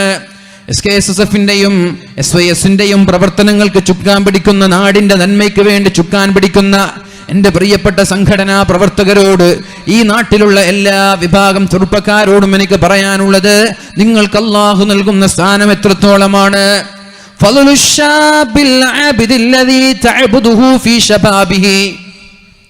യുവത്വത്തിൽ അള്ളാഹുവിനെ ആരാധിക്കുന്ന ഒരു ചെറുപ്പക്കാരൻ അള്ളാഹു നൽകുന്ന സ്ഥാനം. യുവത്വം എന്ന് പറഞ്ഞാൽ, യൗവനം എന്ന് പറഞ്ഞാൽ 15 മുതൽ 40 വയസ്സ് വരെയാണ്. 40 വയസ്സ് വരെ ഒരാൾ യൗവനമാണ്. കല്യാണം കഴിക്കലോടുകൂടി വൃദ്ധനായില്ല. 30 വയസ്സായാൽ വൃദ്ധനായില്ല. 40 വയസ്സ് വരെ ഒരാൾ ഇസ്ലാം പറയുന്നത് യുവാവെന്നാണ്. അങ്ങനെ ആ ഒരു യൗവനത്തിൽ ഒരാൾ അള്ളാഹുവിനെ പേടിച്ച് ജീവിക്കുകയാണെങ്കിൽ അയാൾക്ക് അള്ളാഹു നൽകുന്ന സ്ഥാനം. അതേപോലെ 60 വയസ്സിന് ശേഷം നന്മ ചെയ്യുന്ന ഒരു സൂഫി വര്യനായ ഒരാൾ പള്ളിയിലേക്ക് പോയി സദാസമയവും എല്ലാ സമയത്തും പള്ളിയിലാണ്. ബാങ്ക് വിളിക്കുമ്പോൾ പള്ളിയിലെത്തുന്നുണ്ട്. 4 റക്അത്ത് മുമ്പും ശേഷവും നിസ്കരിക്കുന്നുണ്ട്. ദിവസേന ഖുർആൻ ഓതുന്നുണ്ട്. തസ്ബീഹ് മാല കയ്യിൽ നിന്ന് വെക്കാറില്ല. ആരോടും വടായി വിടാറില്ല. സദാസമയവും അള്ളാഹുവിനെ ആരാധിക്കുന്ന 60 കഴിഞ്ഞ ഒരാൾ, ശ്രദ്ധിക്കണം, 60 കഴിഞ്ഞ ഒരാൾ അഥവാ വയസ്സായ ഒരാൾ സദാസമയത്തും അള്ളാഹുവിനെ ആരാധിച്ച് സുജൂദിലായി, നിസ്കാരത്തിലായി, പ്രാർത്ഥനകളിലായി, ദിക്റിലായി മുഴങ്ങിയ ഒരു വയസ്സനായ ഒരാൾ. അതേപോലെ നല്ല ചെറുപ്പക്കാരൻ, അള്ളാഹുവിന്റെ ദീനിൽ അടിയുറച്ച് വിശ്വസിക്കുന്ന ജീവിക്കുന്ന ഒരു ചെറുപ്പക്കാരന്റെയും ഇടയിലുള്ള വ്യത്യാസം അള്ളാഹുവിന്റെ ഹബീബ് പറയുന്നുണ്ട്, കഫളിൽ മുർസലീന അലാ സായിരിൻ നാസ്, അമ്പിയാക്കളുടെയും ഒരു സാധാ മനുഷ്യന്റെയും ഇടയിലുള്ള വ്യത്യാസമാണ്. അള്ളാഹുവിനെ ആരാധിക്കുന്ന ചെറുപ്പക്കാരൻ അവൻ ഒരു പ്രവാചകനാണ്. അള്ളാഹുവിനെ ആരാധിക്കുന്ന ഒരു വൃദ്ധൻ പ്രവാചകന്മാർക്ക് സമാനമല്ല. അവനൊരു സാധാ മനുഷ്യനാണ്. പ്രവാചകന്റെയും മനുഷ്യനിൽ എത്ര വ്യത്യാസമുണ്ട്. അള്ളാഹുവിന്റെ ഹബീബായ മുഹമ്മദുർ റസൂലുള്ളാഹ് സ്വലാത്ത് ചൊല്ലണേ. അള്ളാഹുവിന്റെ ഹബീബ് സല്ലല്ലാഹു അലൈഹി, ആ നബിയും ഞങ്ങളും, ഞാനും നമ്മളും തമ്മിൽ എത്ര വ്യത്യാസമുണ്ട്. നബിയും നമ്മളും തമ്മിൽ എത്ര വ്യത്യാസമുണ്ട് ആലോചിക്കാൻ വേണ്ടി പറയാൻ. അള്ളാഹുവിന്റെ ഹബീബും നമ്മളും തമ്മിൽ എത്ര വ്യത്യാസമുണ്ടോ? വ്യത്യാസമൊന്നുമില്ലേ? ഇല്ല, നിങ്ങൾ ഇഷ്ടം കാണുമ്പോൾ വ്യത്യാസമുണ്ട്. നമ്മളും നബീനേക്കാൾ ഉഷാറെന്നൊന്നും തോന്നില്ലല്ലോ. അപ്പൊ അങ്ങനെ അള്ളാഹുവിന്റെ ഹബീബിനേക്കാൾ നമ്മൾ എത്രത്തോളം വ്യത്യാസമുണ്ടോ അത്രത്തോളം വ്യത്യാസമുണ്ട് ഒരാൾ യൗവനത്തിൽ നന്മ ചെയ്യാതെ വാർദ്ധക്യത്തിൽ 60 വയസ്സിന് ശേഷം നന്മ ചെയ്യുന്നത്. 40 വയസ്സ് വരെ അള്ളാഹുവിന്റെ ആരാധനയിൽ മുഴുകിയ ഒരു ചെറുപ്പക്കാരൻ പ്രവാചകന്മാർക്ക് സമാനമാണെങ്കിൽ 60 വയസ്സിന് ശേഷം നന്നായ ഒരാൾക്ക് അത്രത്തോളം സ്ഥാനമില്ല. അവന്റെ നന്മയും ചെറുപ്പക്കാരന്റെ നന്മയും തമ്മിൽ ഒരുപാട് വ്യത്യാസങ്ങളുണ്ട് എന്ന് മുഹമ്മദ് റസൂലുള്ളാഹ്. അപ്പൊ എന്ത് വേണം? അപ്പൊ എന്ത് വേണം? 5 കാര്യം നിനക്ക് വരുമെന്ന് ഉറപ്പാണ്. ചെറുപ്പക്കാരികളെ, ചെറുപ്പക്കാരാ എന്ന് വിളിക്കുമ്പോ പെണ്ണുങ്ങൾ ഒഴിവല്ല. നിങ്ങളോടും നിങ്ങൾക്കൊരു 10 വയസ്സായാൽ നിങ്ങളുടെ ആ ഒരു പ്യൂബേർട്ടി മുതൽ നിങ്ങൾക്ക് പ്രായപൂർത്തി എത്തിയത് മുതൽ 40 വയസ്സ് വരെ നിങ്ങൾ യുവതികളാണ്. വലിയ സന്തോഷമായിരിക്കും അല്ലേ? 40 വയസ്സായിട്ട് യുവതി എന്ന് പറയുമ്പോൾ അൽഹംദുലില്ലാ ഇപ്പോൾ ഞാൻ യുവതിയാണല്ലോ എന്ന് ചിന്തായിരിക്കും പെണ്ണുങ്ങൾക്ക്. എത്ര വയസ്സായാലും വയസ്സ് കുറച്ചിട്ടല്ലാതെ പെണ്ണുങ്ങൾ പറയൂല. അതിലിപ്പോൾ എന്താ കാര്യം എന്ന് ഞാൻ ആലോചിക്കും. എത്ര കുറച്ചാലും മരിക്കേണ്ട സമയത്ത് മരിക്കണ്ടേ? വയസ്സ് കൂടി എന്ന് പറഞ്ഞാൽ പിന്നെ വിഷമാണ്. ആരെങ്കിലും പറഞ്ഞാൽ നിങ്ങളൊരു കിഴവിൻ്റെ ലുക്ക് ഉണ്ടല്ലോ എന്നൊക്കെ പറഞ്ഞു, പിന്നെ തീർന്നു. പിന്നെ ആരോടും മുണ്ടില്ല, കണ്ടാൽ മെയിൻറ്റെയിൻ ചെയ്യില്ല. പെണ്ണുങ്ങളോടും പറയാനുള്ളത്, നിങ്ങളുടെ 10 വയസ്സ് മുതൽ പ്രായപൂർത്തിയെത്തിയത് മുതൽ 40 വയസ്സ് വരെ നിങ്ങൾ നന്മ ചെയ്യുകയാണെങ്കിൽ, വാർദ്ധക്യം വരുന്നതിന് മുമ്പേ നന്മ ചെയ്യണം. കാരണം ജിബ്രീൽ, മറ്റൊരു ഹദീസ് കേൾക്കൂ, മറ്റൊരു ഹദീസ്. അല്ലാഹുവിന്റെ ഹബീബ് പറയുന്നത്, മഹാനായ ജിബ്രീൽ അലൈഹിസ്സലാം കടന്നു വരികയാണ്. എന്നിട്ട് അല്ലാഹുവിന്റെ ഹബീബിനോട് പറഞ്ഞു, യുഅ്മറുൽ ഹാഫിളാൻ, നന്മയും തിന്മയും എഴുതി വെക്കുന്ന 2 മലക്കുകളുണ്ട്, റഖീബും അതീദും. നമ്മളെ നിരീക്ഷിച്ചു കൊണ്ടിരിക്കുന്ന റഖീബുൻ അതീദ്, നന്മയും തിന്മയും എഴുതി വെക്കുന്ന ഒരു മനുഷ്യന്റെ ചലനങ്ങൾ വീക്ഷിച്ചു കൊണ്ടിരിക്കുന്ന റഖീബിനോടും അതീദിനോടും അല്ലാഹു പറയുമത്രേ, അനിർഫഖാ ബിഅബ്ദി മിൻ ഹദാസതി സിന്നിഹി ഹത്താ ഇദാ ബലഗൽ 40 ഖീല ഹഫളാ. 40 വയസ്സ് വരെ ഒരാളൊരു തെറ്റ് ചെയ്യുമ്പോ ഒരു എക്സ്ക്യൂസ് കൊടുക്ക്, യുവാവല്ലേ, അങ്ങനെ പറയത്രേ അല്ലാഹു. 40 വയസ്സ് വരെ കേൾക്കണം. സംസാരിച്ച സമയം കളയല്ല, സംസാരിച്ച ശ്രദ്ധ കൈവിടരുത്. അള്ളാഹുവിന്റെ ഹബീബ് പറയാണ്, ജിബ്രീൽ അലൈഹിസ്സലാം വന്നുകൊണ്ട് അള്ളാഹുവിനോട് പറയാണ്, 40 വയസ്സ് വരെയുള്ള ഒരു പെണ്ണോ ഒരു ആണോ ഒരു തെറ്റ് ചെയ്യുമ്പോ അള്ളാഹു റഖീബിനോടും അതീദിനോടും പറയുമത്രേ, അനിർഫഖ, ഒന്ന് എക്സ്ക്യൂസ് കൊടുക്ക്, അവന് ചെറുപ്പല്ലേ, യുവത്വല്ലേ.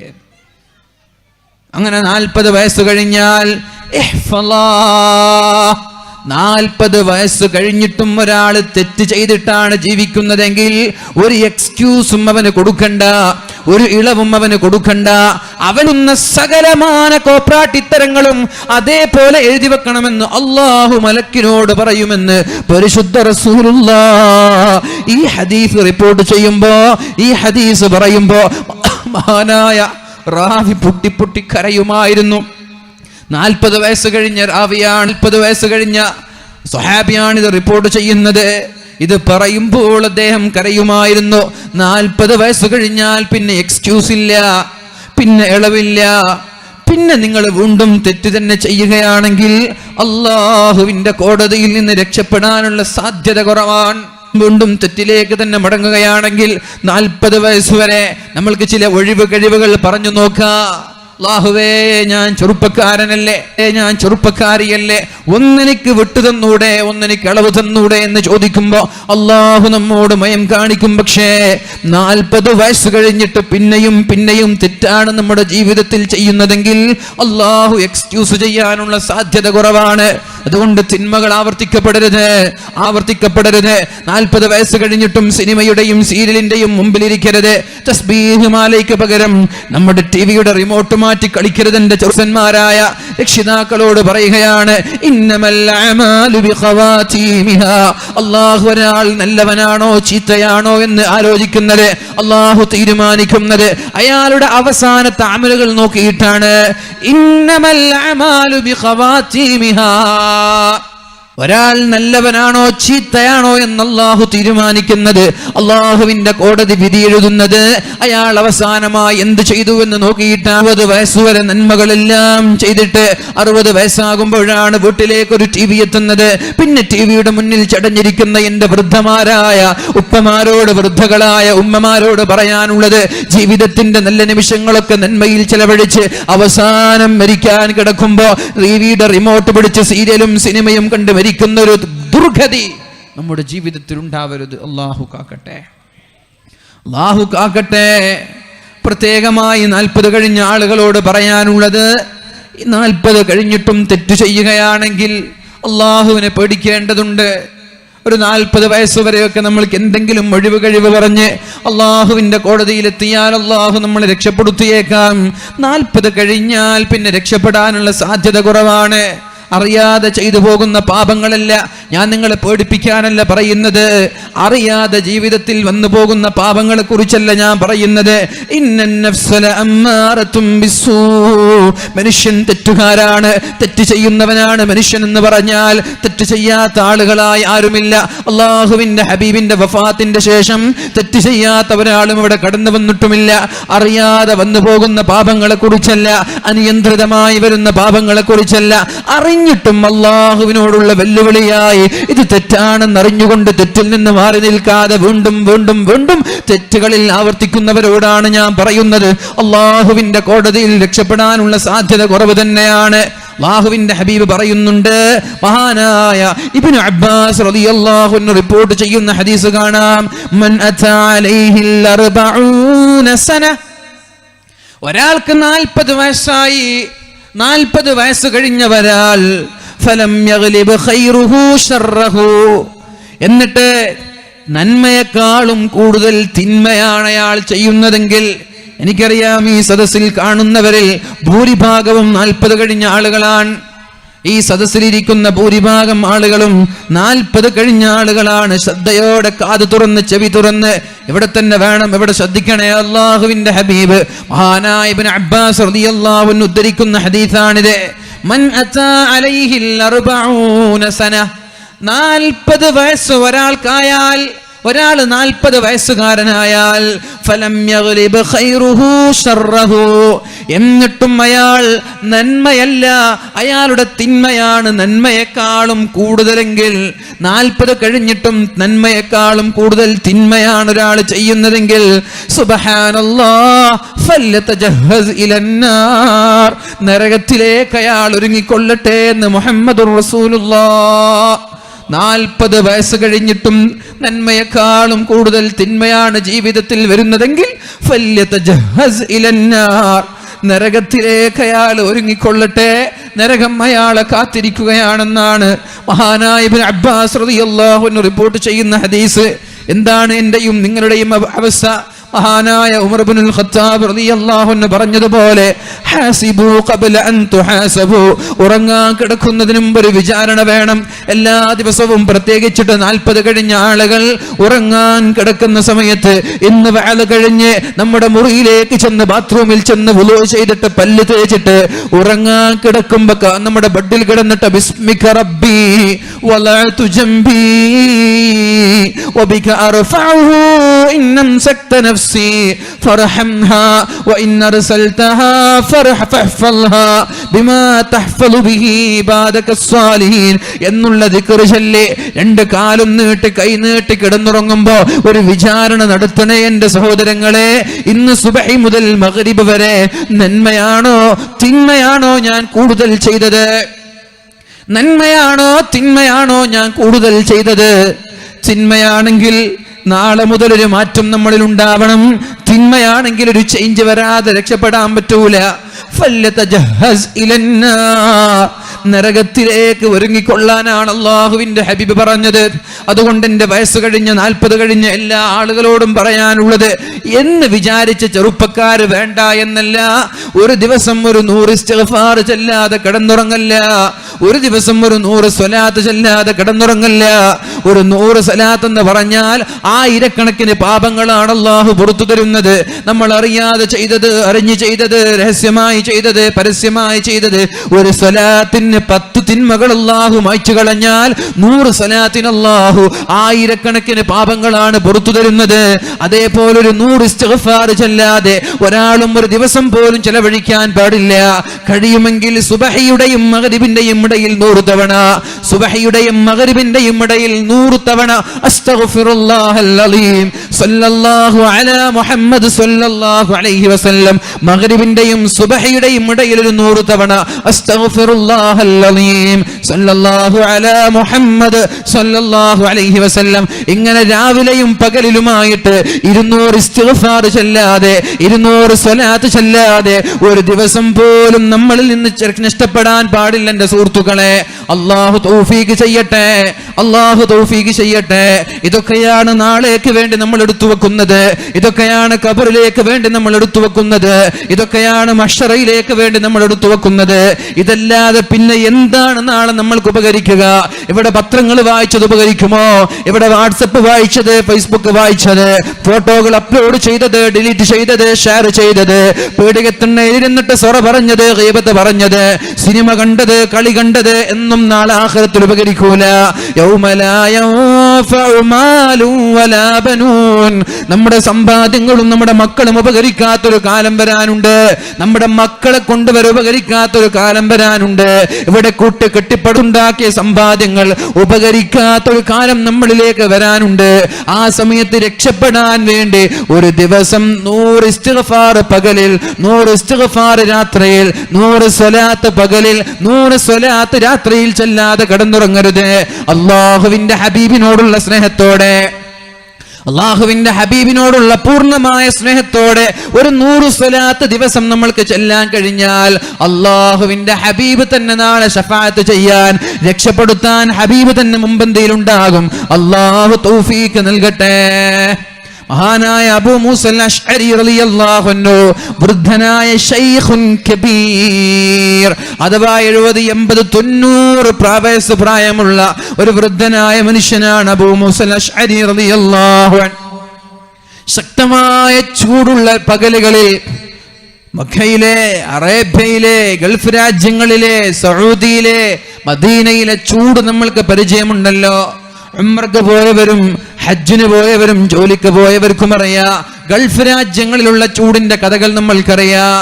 ആ ചുട്ടുപൊള്ളുന്ന മരുഭൂമിയിൽ എല്ലാ പകലുകളും, ശക്തമായ ചൂടുള്ള പകലുകളിൽ മഹാനായ വൃദ്ധനായ അബൂ മൂസൽ അശ്അരി റളിയല്ലാഹു അൻഹു നോമ്പെടുക്കുന്നത് കണ്ടപ്പോഴാണ് പല ആളുകളും ചോദിച്ചത്, അൻത ശൈഖുൻ കബീർ യസൂമു തസൂമു ഫിൽ ഹർരി, ഈ ചൂടുകാലത്ത് എന്തിനാണ് ഇങ്ങനെ നോമ്പെടുക്കുന്നത്?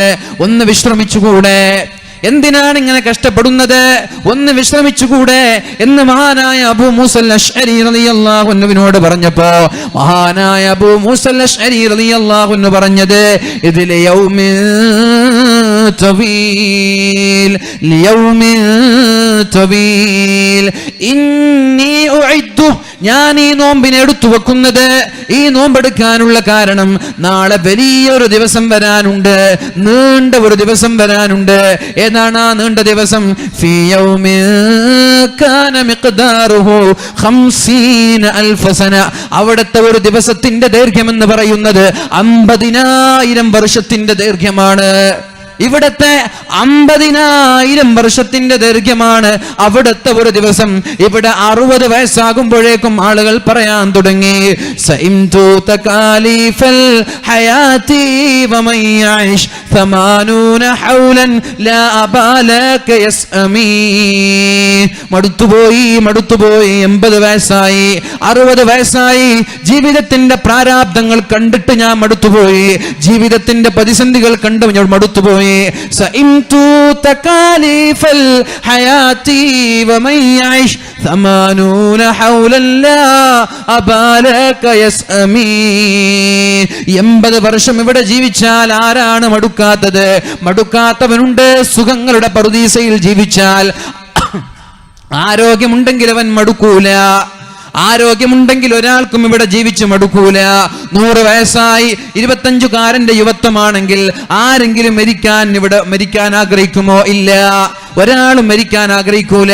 സമ്പത്തുണ്ട്, മനോഹരമായ വീടുണ്ട്, മനോഹരമായ വാഹനങ്ങളുണ്ട്, ഗൾഫ് രാജ്യങ്ങളിൽ ബിസിനസ് സാമ്രാജ്യങ്ങളുണ്ട്, ഒരു ദിവസത്തെ വരുമാനം ലക്ഷങ്ങളാണ്. എന്നിട്ടും ഒരു 80 വയസ്സായാ പിന്നെ നടക്കാൻ പറ്റുന്നില്ല, പിന്നെ അനങ്ങാൻ പറ്റുന്നില്ല, എണീറ്റാൽ ഇരിക്കാൻ പറ്റുന്നില്ല, ഇരുന്നാൽ എണീക്കാൻ പറ്റുന്നില്ല, കിടന്ന കിടപ്പിലാണ്. മന്ത്ര മുതലുണ്ടായിട്ടെന്ത് കാര്യം? എത്ര വലിയ വാഹനങ്ങൾ ഉണ്ടായിട്ടെന്ത് കാര്യം? എത്ര വലിയ സ്ക്വയർ ഫീറ്റ് വീടുകൾ ഉണ്ടായിട്ട് ഉണ്ടായിട്ട് എന്ത് കാര്യം? അയാൾ ആഗ്രഹിക്കുന്നത് ഒന്ന് മരിച്ചു കിട്ടിയാൽ മതിയായിരുന്നു. മരുന്ന് കുടിച്ചു മടുത്തുപോയല്ലോ, മരുന്ന് കുടിച്ചു മടുത്തുപോയല്ലോ, ബെഡിൽ കിടന്ന് കാഷ്ടിച്ച് മടുത്തുപോയല്ലോ.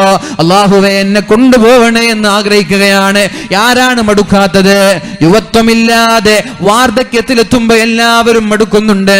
പക്ഷെ ഞാൻ പറയുന്നത് 80 വർഷം ഇവിടെ ജീവിച്ച് തണലിൽ ഇവിടെ വിശ്രമിക്കാൻ ശീതീകരിച്ച മുറികളുണ്ടായി, വാഹനങ്ങളുണ്ടായി, എല്ലാ സുഖങ്ങളും ആസ്വദിക്കാനുണ്ടായിട്ട് ഒരാൾക്ക് ഇവിടെ മടുക്കുമെങ്കിൽ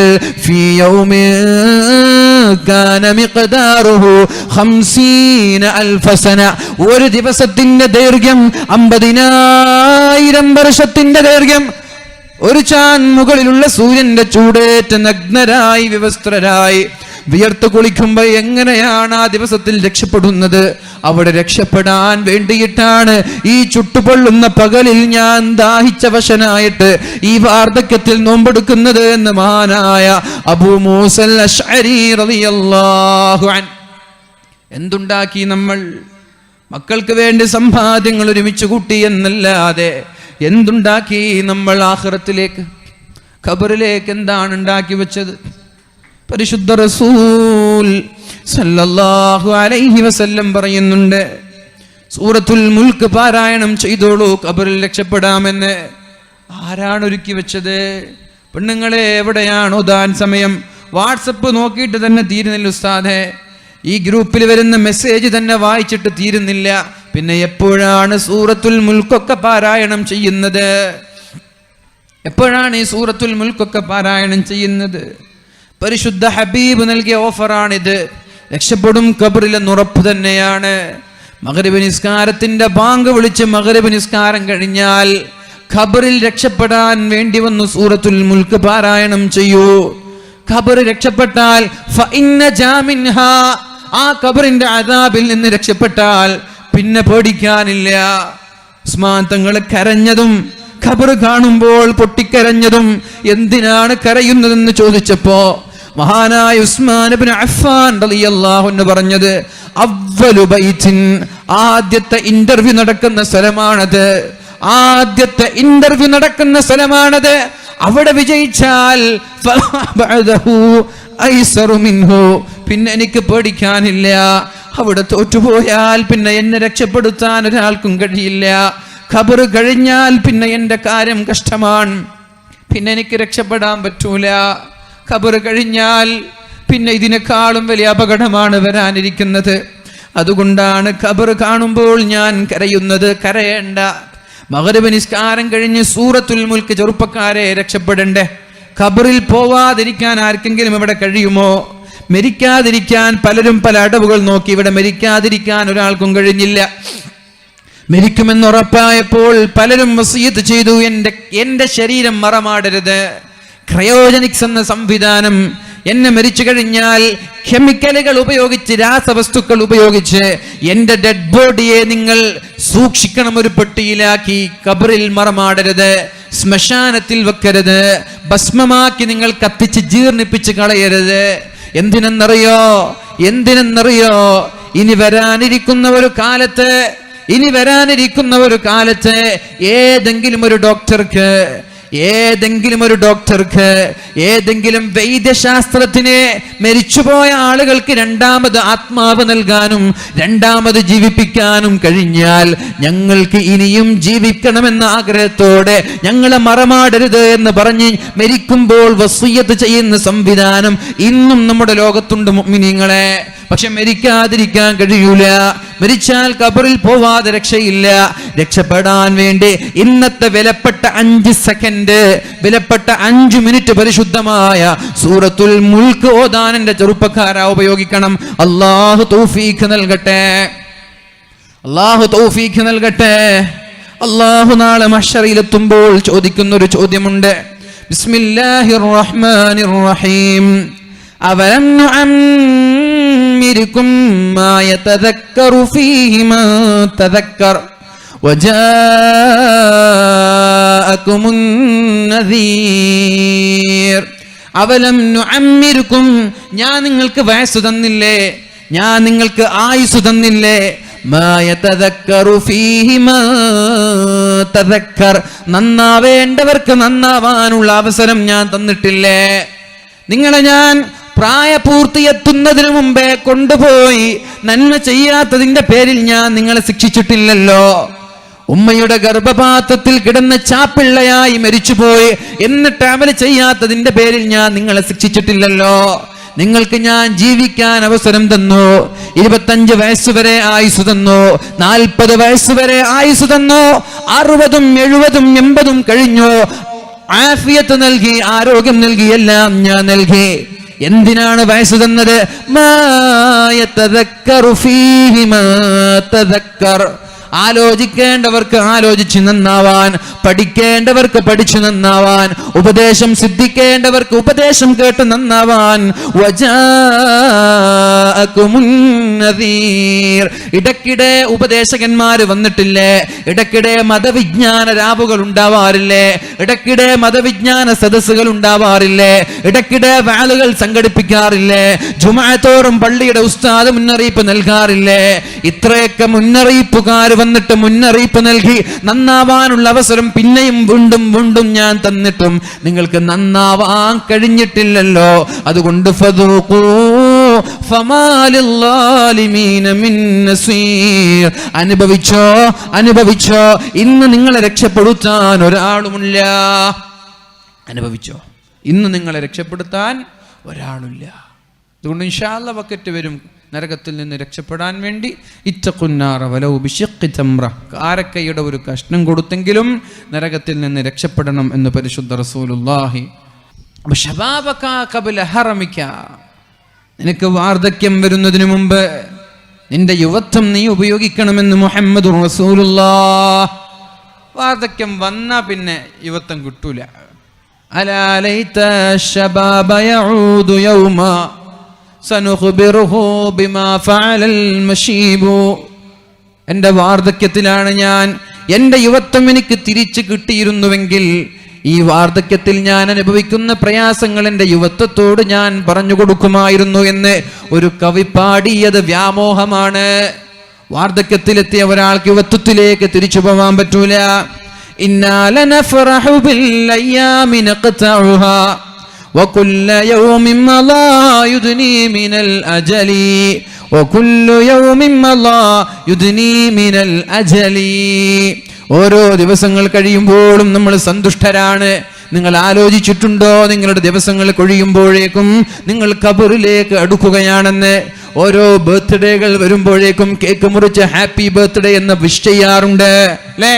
കേക്ക് മുറിച്ച് മുഖത്തേക്ക് പുരട്ടാറുണ്ടല്ലോ പെൺകുട്ടികളെ അല്ലേ? സ്കൂളിലും ക്യാമ്പസിലും നാട്ടിലും വീട്ടിലും മദ്രസയിലുമൊക്കെയായി 18 വയസ്സായപ്പോ കേക്ക് കൊണ്ടുവന്ന് മുഖത്തേക്ക് ഉരച്ചത്, മുഖത്തേക്ക് തേച്ചത്, മുഖത്തേക്ക് പുരട്ടിയത് ചെറുപ്പക്കാരാ, നിങ്ങൾ ഓർക്കുന്നുണ്ടല്ലോ? സന്തോഷിക്കാനല്ല സമയം. ആ സമയത്തെങ്ങാനും നീ ആലോചിച്ചിരുന്നെങ്കിൽ എൻ്റെ ഈ വയസ്സ് ഖബറിലേക്ക് ഒരു വർഷത്തേക്ക് കൂടി ഞാൻ അടുത്തിരിക്കുകയാണ്, മരണത്തോട് ഞാൻ ഒരു വർഷം കൂടി അടുത്തിരിക്കുകയാണെന്ന് ഓർക്കുന്ന ഒരാൾക്ക് എങ്ങനെയാണ് കേക്ക് പുരട്ടാൻ കഴിയുന്നത്? എങ്ങനെയാണ് സന്തോഷിക്കാൻ കഴിയുന്നത്? എങ്ങനെയാണ് ആഹ്ലാദിക്കാൻ കഴിയുന്നത്? അതുകൊണ്ട് ചെറുപ്പക്കാരാ, വകുല്ലു യൗമിൻ മളാ യുദ്നി മിനൽ അജലി, നിന്റെ ദിവസങ്ങൾ ഓരോന്ന് കൊഴിഞ്ഞു പോകും തോറും നീ ഖബറിലേക്ക് അടുത്തുകൊണ്ടേ ഇരിക്കുകയാണ്. ഫഅമൽ ലിനഫ്സിക ഖബലൽ യൗമി മുജ്തഹിദാ ഫഇന്നമ الذبح والخسران بالعمل. അതുകൊണ്ട് നീ അധ്വാനിക്കന്റെ ചെറുപ്പക്കാരാ, അധ്വാനിക്കന്റെ സുഹൃത്തുക്കളെ, ഫഇന്നമ الذبح والخسران بالعمل, തോൽക്കുന്നതും വിജയിക്കുന്നതും അമൽ കൊണ്ടാണ്. നാളെ വിജയിക്കുന്നതും തോൽക്കുന്നതും നമ്മുടെ പ്രവർത്തനങ്ങൾ കൊണ്ടാണ്. നന്മ ചെയ്താൽ വിജയിക്കുക, തിന്മ ചെയ്താൽ തോൽവി ഉറപ്പ് തന്നെയാണ്. തിന്മ ചെയ്താൽ തോൽവി ഉറപ്പ് തന്നെയാണ്. അല്ലാഹു കാക്കട്ടെ. എപ്പോഴും ഒരു തിന്മയെക്കാളും കൂടുതൽ നന്മ ചെയ്യാൻ നമ്മൾ ശ്രമിക്കണം എൻ്റെ സഹോദര. ഉറങ്ങാൻ കിടക്കുന്നതിനും ഒരു കാൽക്കുലേഷൻ നടത്തി, ഉറങ്ങാൻ കിടക്കുന്നതിനും മുമ്പ് ഒരു വിചാരണ നടത്തി, ഇന്ന് നന്മയാണോ തിന്മയാണോ എന്നൊരു കണക്കെടുപ്പ് നടത്തി. തിന്മയാണെങ്കിൽ ഉറങ്ങുന്നതിന് മുമ്പേ ആ തിന്മയെക്കാളും കൂടുതൽ നന്മ ചെയ്തിട്ട് മരിക്കാൻ, കിടന്നുറങ്ങാൻ നമ്മൾക്ക് കഴിയണം. അല്ലാഹു തൗഫീഖ് ചെയ്യട്ടെ. പരിശുദ്ധ റസൂലുള്ളാഹി സല്ലല്ലാഹു അലൈഹി വസല്ലമ തങ്ങൾ പറയുന്നുണ്ട്, ഒരു തെറ്റു ചെയ്താൽ ഉടനെ ഒരു നന്മ ചെയ്യണം സുഹൃത്തുക്കളെ. ഒരു തെറ്റു ചെയ്താൽ ഒരു നന്മ ചെയ്യാൻ നമ്മൾക്ക് കഴിയണം. അങ്ങനെ തെറ്റിന്റെ ഉടനെ ഒരു നന്മ ചെയ്താൽ തംഹുഹാ, നീ ചെയ്ത തെറ്റിനെ ഈ ഒരു നന്മ മായ്ച്ചു കളയുമെന്ന് മുഹമ്മദുർ റസൂലുള്ളാഹ്. പോകുന്ന വഴിയിൽ സുന്ദരിയായ ഒരു പെണ്ണിനെ കണ്ടപ്പോ ശരീരത്തിന്റെ, കണ്ണിന്റെ, മനസ്സിന്റെ വികാരങ്ങൾ നിയന്ത്രിക്കാൻ കഴിയാതെ ആ പെണ്ണിന്റെ സൗന്ദര്യം ഒന്ന് ആസ്വദിച്ചു പോയി അറിയാതെ. പെട്ടെന്നാണ് അള്ളാഹുവിനെ ഓർമ്മ വന്നത്. അള്ളാഹുവേ, ചെയ്യാൻ പാടില്ലാത്തൊരു തെറ്റ് ഞാൻ ചെയ്തു പോയല്ലോ റബ്ബേ, ഇത് ചെയ്യാൻ പാടില്ലായിരുന്നു, അസ്തഗ്ഫിറുല്ലാ, നീ എനിക്ക് പുറത്തു തരണേ എന്ന് പറഞ്ഞാൽ ആ ചെയ്ത തെറ്റിനെ അള്ളാഹു മായ്ച്ചു കളയുമെന്ന് മുഹമ്മദ് റസൂലുള്ളാഹ്.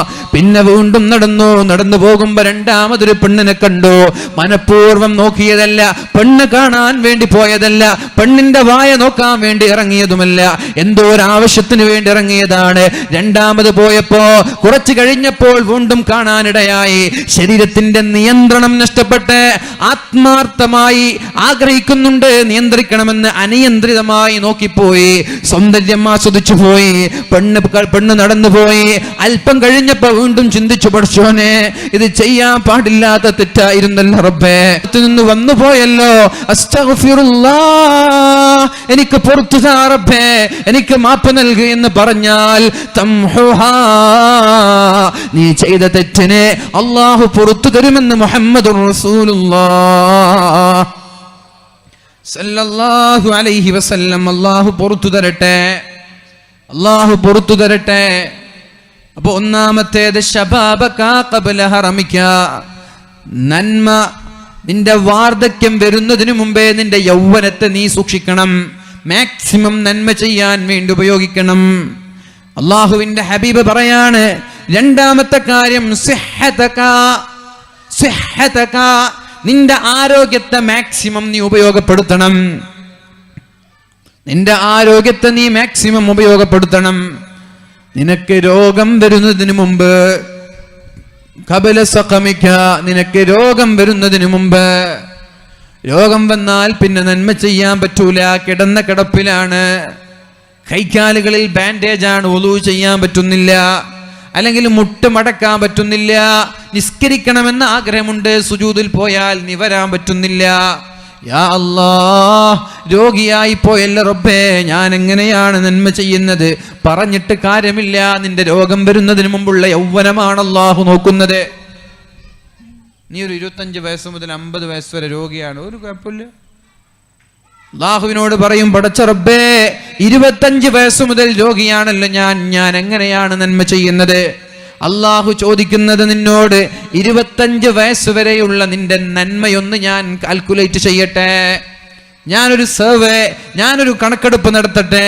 15 വയസ്സ് മുതൽ 25 വയസ്സ് വരെ നോക്കുമ്പോ നന്നായി നിസ്കരിച്ച് സുന്നത്തൊക്കെ ചെയ്ത് ഇബാദത്തെടുത്ത് സൂഫിയായിരിച്ച ഒരാളാണ്.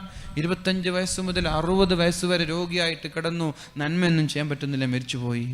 നിന്റെ 25 മുതൽ 60 വയസ്സ് വരെയുള്ളൊരു 35 വർഷക്കാലം അള്ളാഹു എങ്ങനെ പ്രതിഫലം തരുന്നറിയോ? നിന്റെ 15 മുതൽ 25 വരെ ആ 10 വർഷക്കാലം നീ ചെയ്ത എല്ലാ നന്മകളും ഇവിടേക്ക് അള്ളാഹു മാറ്റും, ഇവിടേക്ക് ഡൈവേർട്ട് ചെയ്യും. നീ ആകെ അധ്വാനിച്ച 10 വർഷമാണ്, പിന്നെ നീ രോഗിയായിട്ട് കിടന്നു, പക്ഷേ നിന്റെ കാലാകാലം അധ്വാനിച്ചതുപോലെയുള്ള പ്രതിഫലം അള്ളാഹു തരും. രോഗം വന്നതിന് ശേഷം ആലോചിച്ചിട്ട് കാര്യമില്ല, വന്നാ പോയി, വരുന്നതിന് മുമ്പ് സൂക്ഷിക്കണം. രോഗം വരുന്നതിന് മുമ്പേ സൂക്ഷിക്കണമെന്ന് മുഹമ്മദുർ റസൂലുള്ളാഹ്. നമുക്ക് അങ്ങനെ ചെയ്യല്ലേ, രോഗം വരുന്നതിന് മുമ്പ് സൂക്ഷിക്കാം. രോഗം എപ്പോൾ വരിക? രോഗം എപ്പോൾ വരിക? നാളെ വരിക. നമ്മളെ സുഹൃത്ത്, നമ്മൾ ഇസ്മായിൽ അല്ലേ, നമ്മളെന്താ പേര്, പാർപ്പ റമങ്ക, നല്ലൊരു മനുഷ്യനായിരുന്നു, അള്ളാഹു ശിഫ നൽകട്ടെ. അങ്ങനെ കുറേ ആളുകൾ എപ്പോൾ വരാൻ ആർക്കും അറിയില്ല സഹോദരങ്ങളെ. ഒരു സുപ്രഭാതത്തിൽ വേദന സഹിക്കാൻ കഴിയാതെ ഹോസ്പിറ്റലിൽ പോയി കാണിക്കുമ്പോൾ ക്യാൻസറാണ്, എല്ലാം പോയില്ലേ. അള്ളാഹു കാത്തുരക്ഷിക്കട്ടെ എല്ലാവരും, അള്ളാഹു രോഗത്തിൽ നിന്ന് കാത്തുരക്ഷിക്കട്ടെ. നടക്കാൻ കഴിയാത്ത ആളുകൾ, ഇരിക്കാൻ കഴിയാത്ത ആളുകൾ, കിടന്ന കിടപ്പിലായവർ, എൻ്റെ പെടുത്തട്ടെ, എത്രയോ ആളുകൾ രോഗബാധിതരായി. ഇപ്പം എൻ്റെ ഒരു കണ്ണൂരിലുള്ള ഒരു സുഹൃത്ത്, ജാഫർ എന്ന് പറയുന്ന ഒരു സുഹൃത്ത്, നമ്മളെല്ലാം സ്നേഹിക്കുന്ന ഒരാളാണ്. ഭാര്യ ചെറുപ്പക്കാരിയാണ്, ഇവിടെ കഴുത്തിൽ ടോൺസറാണ്. കുറേ വർഷമായി ദുആ ചെയ്യാനൊക്കെ പറയുന്നു. അള്ളാഹു ശിഫ നൽകട്ടെ. നല്ലൊരു ചെറുപ്പക്കാരൻ, എപ്പോഴും ദുആ ചെയ്യാൻ പറയാറുണ്ട്, വിളിക്കാറുണ്ട്. അപ്പോൾ ഈ യൗവനത്തിൽ തന്നെ രോഗം വരാം, യൗവനത്തിൽ തന്നെ രോഗം പിടിപ്പെടാം. രോഗിയായി കിടക്കുന്ന എത്ര ആൾ, ക്യാൻസർ ബാധിച്ച 18 വയസ്സായ ആളുകളില്ലേ, 2.5 വയസ്സുള്ള കുഞ്ഞിന് വരെ ക്യാൻസറാണ്. കാസർഗോഡ് പടന്നയിലൊരു വേദന പോയപ്പോൾ 2.5 വയസ്സുള്ളൊരു കുഞ്ഞിന് ക്യാൻസറാണ് എന്ന് പറഞ്ഞിട്ട് കാണിക്കണ്ടായി. പടച്ചറബ് നമ്മളെല്ലാവരെയും കാത്തുരക്ഷിക്കട്ടെ. രോഗം എപ്പോൾ വരിക അല്ലാഹു അഅലം, എപ്പോൾ വേണമെങ്കിലും വരാം. പക്ഷേ വരുന്നതിന് മുമ്പേ നമ്മൾ അമൽ ചെയ്യണം. ആരും 60 വയസ്സ് വരെ കാത്തിരിക്കണ്ട, ഞാൻ അതുവരെ ആരോഗ്യത്തിലുണ്ടാകുമെന്ന് കാത്തിരിക്കരുണ്ട. എപ്പോൾ വേണമെങ്കിലും രോഗം വന്നേക്കാം. അതുകൊണ്ട് 5 കാര്യങ്ങൾ എപ്പോഴാണ് വരുന്നത് എന്നറിയില്ല.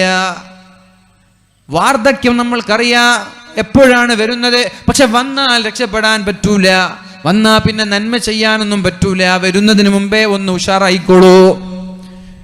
രോഗം എപ്പോഴാണ് വരുന്നത് എന്ന് നമ്മൾക്ക് നിർണയിക്കാൻ പറ്റൂല. ഒരു സുപ്രഭാതത്തിലാണ് ക്യാൻസർ ആണ് എന്നറിയാൻ കഴിയുന്നത്, ഒരു സുപ്രഭാതത്തിലാണ് ബ്ലോക്ക് ഉണ്ടാവുന്നത്, അറ്റാക്ക് ഉണ്ടാകുന്നത്. 3 അറ്റാക്കൊക്കെ കഴിഞ്ഞു എന്ന് പലരും പറയാറുണ്ട്. നല്ല നല്ല നല്ല ചെറുപ്പക്കാർ അങ്ങനെ വന്ന് രോഗം പിടിപെട്ട് നന്മ ചെയ്യാൻ കഴിയാതെ മരിച്ചു പോയാൽ അള്ളാഹു നോക്കുന്നത് നിന്റെ യൗവനത്തിലേക്കാണ്. നീ യൗവനത്തിൽ എന്ത് ചെയ്തു എന്നാണ് അള്ളാഹു നോക്കുന്നത്. അല്ലാഹുവേ, നീ ഞങ്ങളെ കാക്കണേ റബ്ബേ. ഈ മഹത്തായ സദസ്സിന്റെ ബറക്കത്ത് കൊണ്ട് രോഗം വരാതെ നീ ഞങ്ങളെ കാക്കണേ അല്ലാഹ്. 3-ാമത്തെ കാര്യം, പരിശുദ്ധ റസൂലുള്ളാഹി സ്വല്ലല്ലാഹു അലൈഹി വസല്ലമ തങ്ങൾ പറയാണ്, ദാരിദ്ര്യം വരുന്നതിനു മുമ്പേ നിന്റെ ഐശ്വര്യത്തെ നീ ഉപയോഗപ്പെടുത്തണേ. നീ ഇപ്പൊ മുതലാളിയാണ്, നമ്മളെല്ലാവരും ഇപ്പൊ മുതലാളിമാരാണ്. അത്ര വലിയ ദാരിദ്ര്യം അനുഭവിച്ച ആളുകൾ ആരും ഇവിടെ ഇല്ല എന്ന് തന്നെയാണ് ഞാൻ വിശ്വസിക്കുന്നത്. കാദൽ ഫഖ്റു അയ്യകൂന കുഫ്റാ, കാദൽ ഫഖ്റു അയ്യകൂന കുഫ്റാ. ദാരിദ്ര്യം അതിന്റെ പടുകുഴിയിലെത്തിയാൽ, അങ്ങേയറ്റത്തെത്തിയാൽ അത് കുഫറിലേക്ക് വരെ, മതം മാറാൻ വരെ കാരണക്കാരാവുമെന്ന് മുഹമ്മദുർ റസൂലുള്ളാഹ്. നിങ്ങൾ വിചാരിക്കേണ്ട, ദാരിദ്ര്യം ചില്ലറയാണെന്ന് കരുതണ്ട, ദാരിദ്ര്യം പട്ടിണി ചില്ലറയാണെന്ന് കരുതണ്ട. അതുകൊണ്ടാണ് അള്ളാഹുവിന്റെ ഹബീബ് പറഞ്ഞത്, ദുആ ചെയ്യുമ്പോൾ ദുനിയാവിന് വേണ്ടി ദുആ ചെയ്യണം, ആഖിറത്തിന് വേണ്ടി മാത്രമാക്കി ഒതുക്കണ്ട, ദുനിയാവിന് മാത്രമായി ഒതുക്കണ്ട. റബ്ബനാ ആതിനാ ഫിദ്ദുനിയാ ഹസന വഫിൽ ആഖിറതി ഹസനതൻ വഖിനാ അദാബന്നാർ. ദുനിയാവിലും ആഖിറത്തിലും വിജയം തരണേ അല്ലാഹ്. വമിനൻ നാസ് മൻ യഖൂലു റബ്ബനാ ആതിനാ ഫിദ്ദുനിയാ ഹസന വമാ ലഹു ഫിൽ ആഖിറതി മിൻ ഖലാഖ്.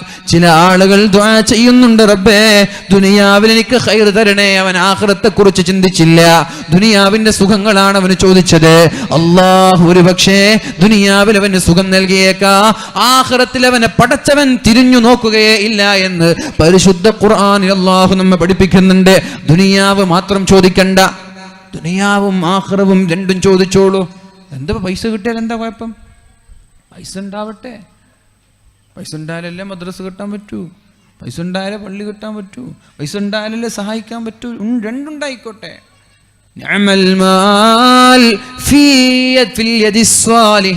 അല്ലെങ്കിൽ സ്വാലിഹായ മനുഷ്യന്റെ കയ്യിൽ സമ്പത്ത് കുമിഞ്ഞുകൂടുന്നത് അനുഗ്രഹമാണ് എന്ന് മുഹമ്മദുർ റസൂലുള്ളാഹ്. നല്ല നല്ല മനുഷ്യന്മാർ 1 ലക്ഷം ചോദിക്കുമ്പോൾ 10 ലക്ഷം കൊടുക്കുന്നവർ, 1000 ചോദിക്കുമ്പോൾ 10,000 കൊടുക്കുന്നവർ. പിന്നെ ചില ആളുകൾ 10 ലക്ഷം കൊടുക്കാമെന്നിട്ടിട്ട് 1 ലക്ഷം കൊടുക്കുന്നവരുണ്ട്. അങ്ങനെയല്ലേ? ഒരു മുക്കുവൻ നേർച്ചാക്കിയ പോലെ ഒരു മുക്കുവനെ പിന്നെ മുക്കുവൻ മീൻ പിടിക്കാൻ എത്രയോ ചൂണ്ടിട്ടിട്ട് മീൻ കിട്ടുന്നില്ല. അപ്പോൾ അയാൾ അവസാനം ഇടവ് നോക്കി, ഏതായാലും ഇനി എനിക്ക് നല്ലൊരു മീൻ കിട്ടിയാൽ ഞാൻ പള്ളിയിലെ ഹൗദിലേക്ക് നേർച്ചാക്കി. അങ്ങനെ വിസ്മയൊക്കെ ചൊല്ലി ചൂണ്ടറിഞ്ഞു. സുബ്ഹാനല്ലാഹ്, വലിയൊരു മീൻ കിട്ടി. അത് പിടിച്ചിട്ട് കരയിലിട്ട് എൻ്റെ അടുത്ത് ചൂണ്ടിട്ട് കിട്ടുന്ന നോക്കാൻ വേണ്ടി കിട്ടുന്നില്ല. അപ്പം പറഞ്ഞു, അല്ലെങ്കിൽ പഠിച്ചോനെന്തിനാ മീൻ, പഠിച്ചോനെന്തിനാ, പള്ളിക്ക് എന്തിനാ മീൻ, അത് ഞാൻ കൊണ്ടോട്ടെ എന്ന് പറഞ്ഞു.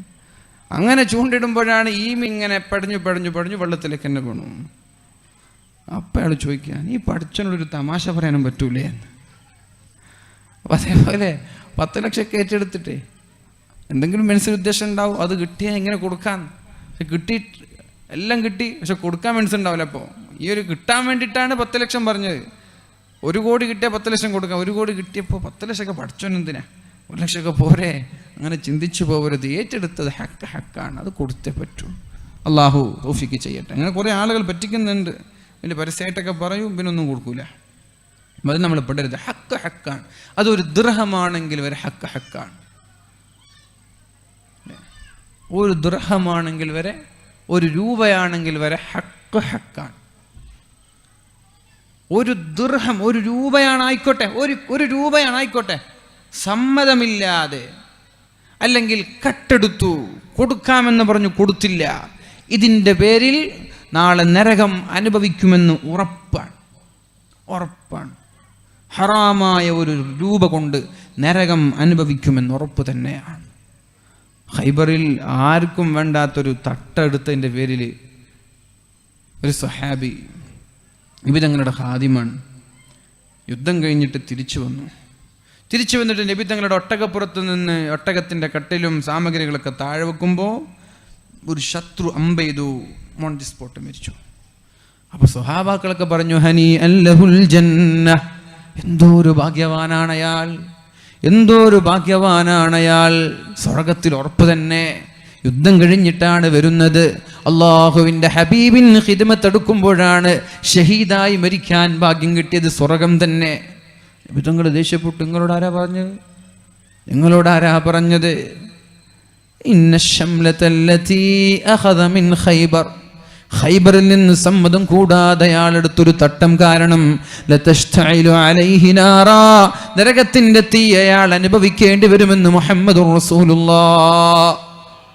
അപ്പോഴാണൊരു സഹാബി വന്നത്, അല്ലാഹുവിൻ്റെ ഹബീബേ, എൻ്റെ ചെരുപ്പിൻ്റെ വാറ് ഞാനൊരു യുദ്ധം കഴിഞ്ഞ് ആർക്കും വേണ്ടാത്തൊരു ചെരുപ്പിൽ നിന്ന് പറിച്ചെടുത്ത് എൻ്റെ ചെരുപ്പിലേക്ക് വെച്ചിട്ടുണ്ട്, അതാർക്കും വേണ്ടാത്തതാണ്. നബിയെ, ഈ വാറിൻ്റെ വിധി എന്ത്? നബി തങ്ങൾ പറഞ്ഞു, നിന്റെ ചെരുപ്പിൻ്റെ വാർ ഷിറാക്കാനി ഫിന്നാർ, സമ്മതമില്ലാതെ എടുത്ത ആ ഒരു ചെറുപ്പിൻ്റെ വാറ് കാരണം നാളെ നരകത്തിൻ്റെ അദാബ് സഹിക്കേണ്ടി വരുമെന്ന് മുഹമ്മദുർ റസൂലുള്ളാഹ്. അപ്പോൾ 1 രൂപയാണെങ്കിൽ 1 രൂപ ഹക്കല്ലാതെ ഹറാമായ ഒരു അംശം നമ്മുടെ സമ്പാദ്യത്തിലേക്കോ നമ്മുടെ വരുമാനത്തിലേക്കോ വന്നാൽ അതിൻ്റെ പേരിൽ നരകത്തിൻ്റെ തീ ആളിക്കത്തേണ്ടി വരും, നരകത്തിൻ്റെ അദാബ് സഹിക്കേണ്ടി വരും. അള്ളാഹു കാക്കട്ടെ, അള്ളാഹു നമ്മളെ രക്ഷപ്പെടുത്തട്ടെ.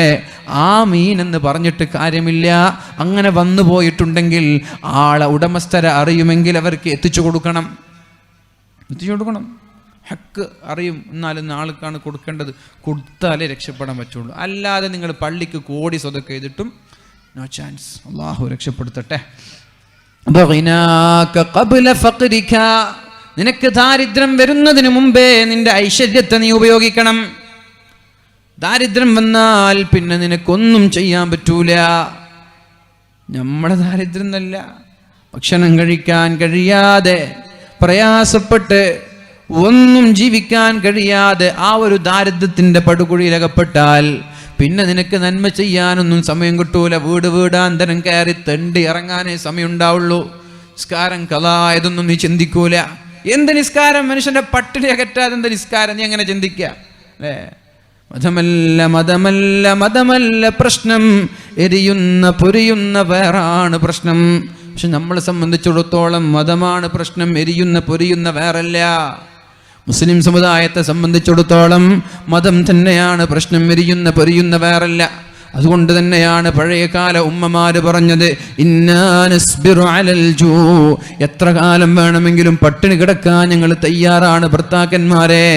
ഞങ്ങൾ തീറ്റിപ്പോറ്റാൻ വേണ്ടി, ഞങ്ങളെ മക്കൾക്ക് ഭക്ഷണം നൽകാൻ വേണ്ടി ഹറാമായ ഒരു തുക പോലും കൊണ്ടുവരല്ല, ഹറാമായ ഒരു രൂപ പോലും കൊണ്ടുവരല്ല.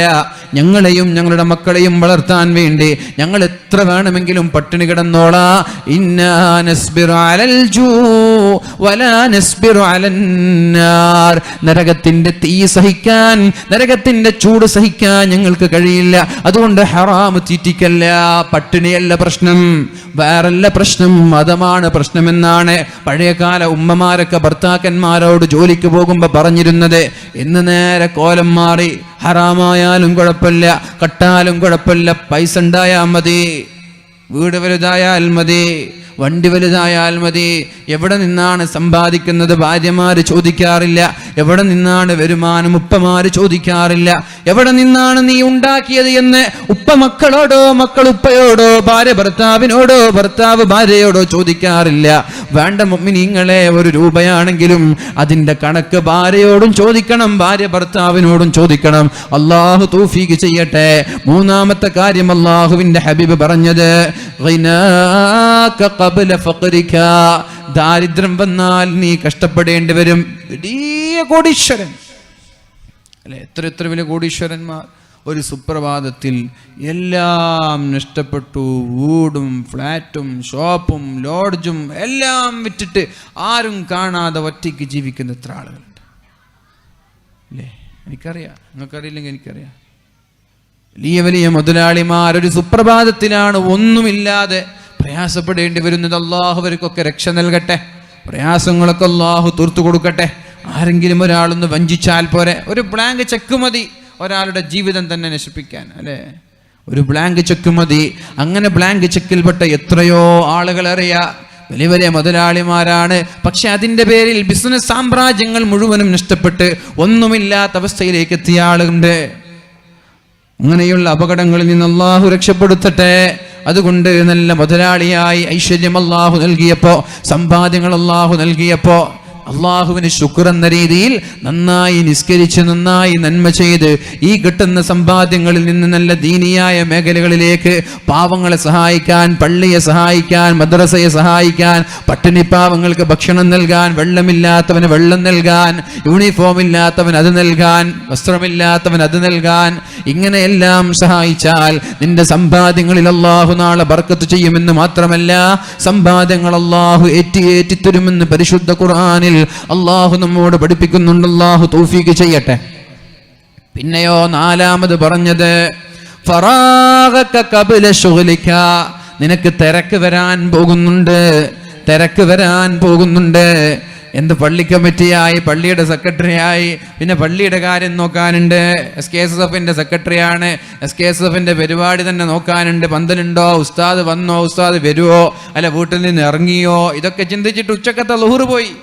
യാ അല്ലാഹ്, ഉസ്താദിനെ വേദ വിളിക്കാൻ വേണ്ടിയിട്ട് ഇപ്പോൾ ഓടിയത്, ഉച്ചക്കത്തെ ളുഹറില്ല, തിരക്കാണ്.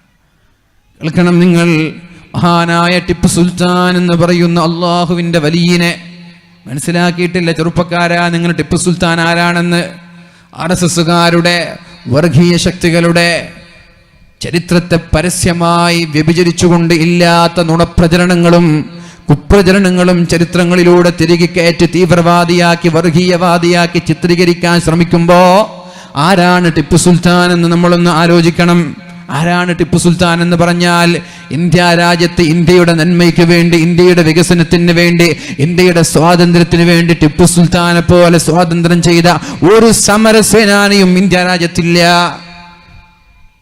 ചില ആളുകൾ സ്വാർത്ഥ താല്പര്യങ്ങൾക്ക് വേണ്ടി രാജ്യത്തെ വിഭജിക്കാൻ വേണ്ടി ടിപ്പു സുൽത്താനെതിരെ മനഃപൂർവ്വം ബോധപൂർവം കരിവാരിത്തേക്കാൻ ശ്രമിച്ചിട്ടുണ്ട്. ഹൈദർ അലി ഖാനിന്റെ ഭാര്യയ്ക്കും ഫഖറുന്നിസയ്ക്കും മക്കളില്ലാതെ പ്രയാസപ്പെടുമ്പോഴാണ് ടിപ്പു മസ്താൻ എന്ന് പറയുന്ന ദർഗയിലേക്ക് നിരന്തരമായി പോയി സിയാറത്ത് ചെയ്യുന്നത്. ഒരുപാട് കറാമത്തുകൾ കാണിച്ച മഹാനായ വലിയായിരുന്നു ടിപ്പു മസ്താൻ. ആ ദർഗയിൽ പോയി ദുആ ചെയ്ത് അല്ലാഹു അവർക്കൊരു ഒരു മകനെ നൽകുകയാണ്. ആ മകന് ടിപ്പു മസ്താൻ എന്ന് പറയുന്ന വലിയന്റെ ആ ഒരു പേരിനെ ഓർമ്മപ്പെടുത്തിക്കൊണ്ട് ടിപ്പു സുൽത്താൻ എന്ന പേര് നൽകി.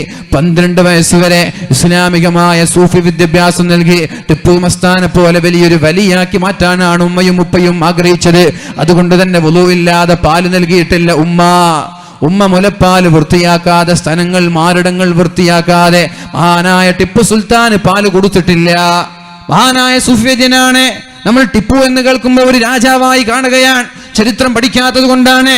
ആ ടിപ്പു സുൽത്താൻ ശ്രീരംഗപട്ടണത്ത് ഒരു പള്ളി നിർമ്മിച്ചപ്പോ അവിടെയുള്ള മഹാനമാക്കളെയും ഉമറാക്കളെയും വിളിച്ചു. എല്ലാവരും വേണം, പള്ളി ഉദ്ഘാടനം ചെയ്യാൻ എല്ലാവരും വേണം. എല്ലാവരും എത്തി. ആരാണ് ഉദ്ഘാടനം ചെയ്യുന്നത് എന്ന് പറഞ്ഞില്ല, എല്ലാവരും അവിടേക്ക് എത്തി. അപ്പോഴാണ് ടിപ്പു സുൽത്താൻ ആ കൂട്ടത്തിൽ നിന്ന് എണീറ്റുകൊണ്ട് ചോദിക്കുന്നത്, ഈ പള്ളി ഉദ്ഘാടനം ചെയ്യുന്നത് പ്രായപൂർത്തി എത്തിയത് മുതൽ ഇന്നേ വരെ ഒരു ജമാഅത്തും നഷ്ടപ്പെടാതെ ഖളാ ആവാത്ത ആൾ ആയിരിക്കണം. ആരാണ് അങ്ങനെയുള്ളത്?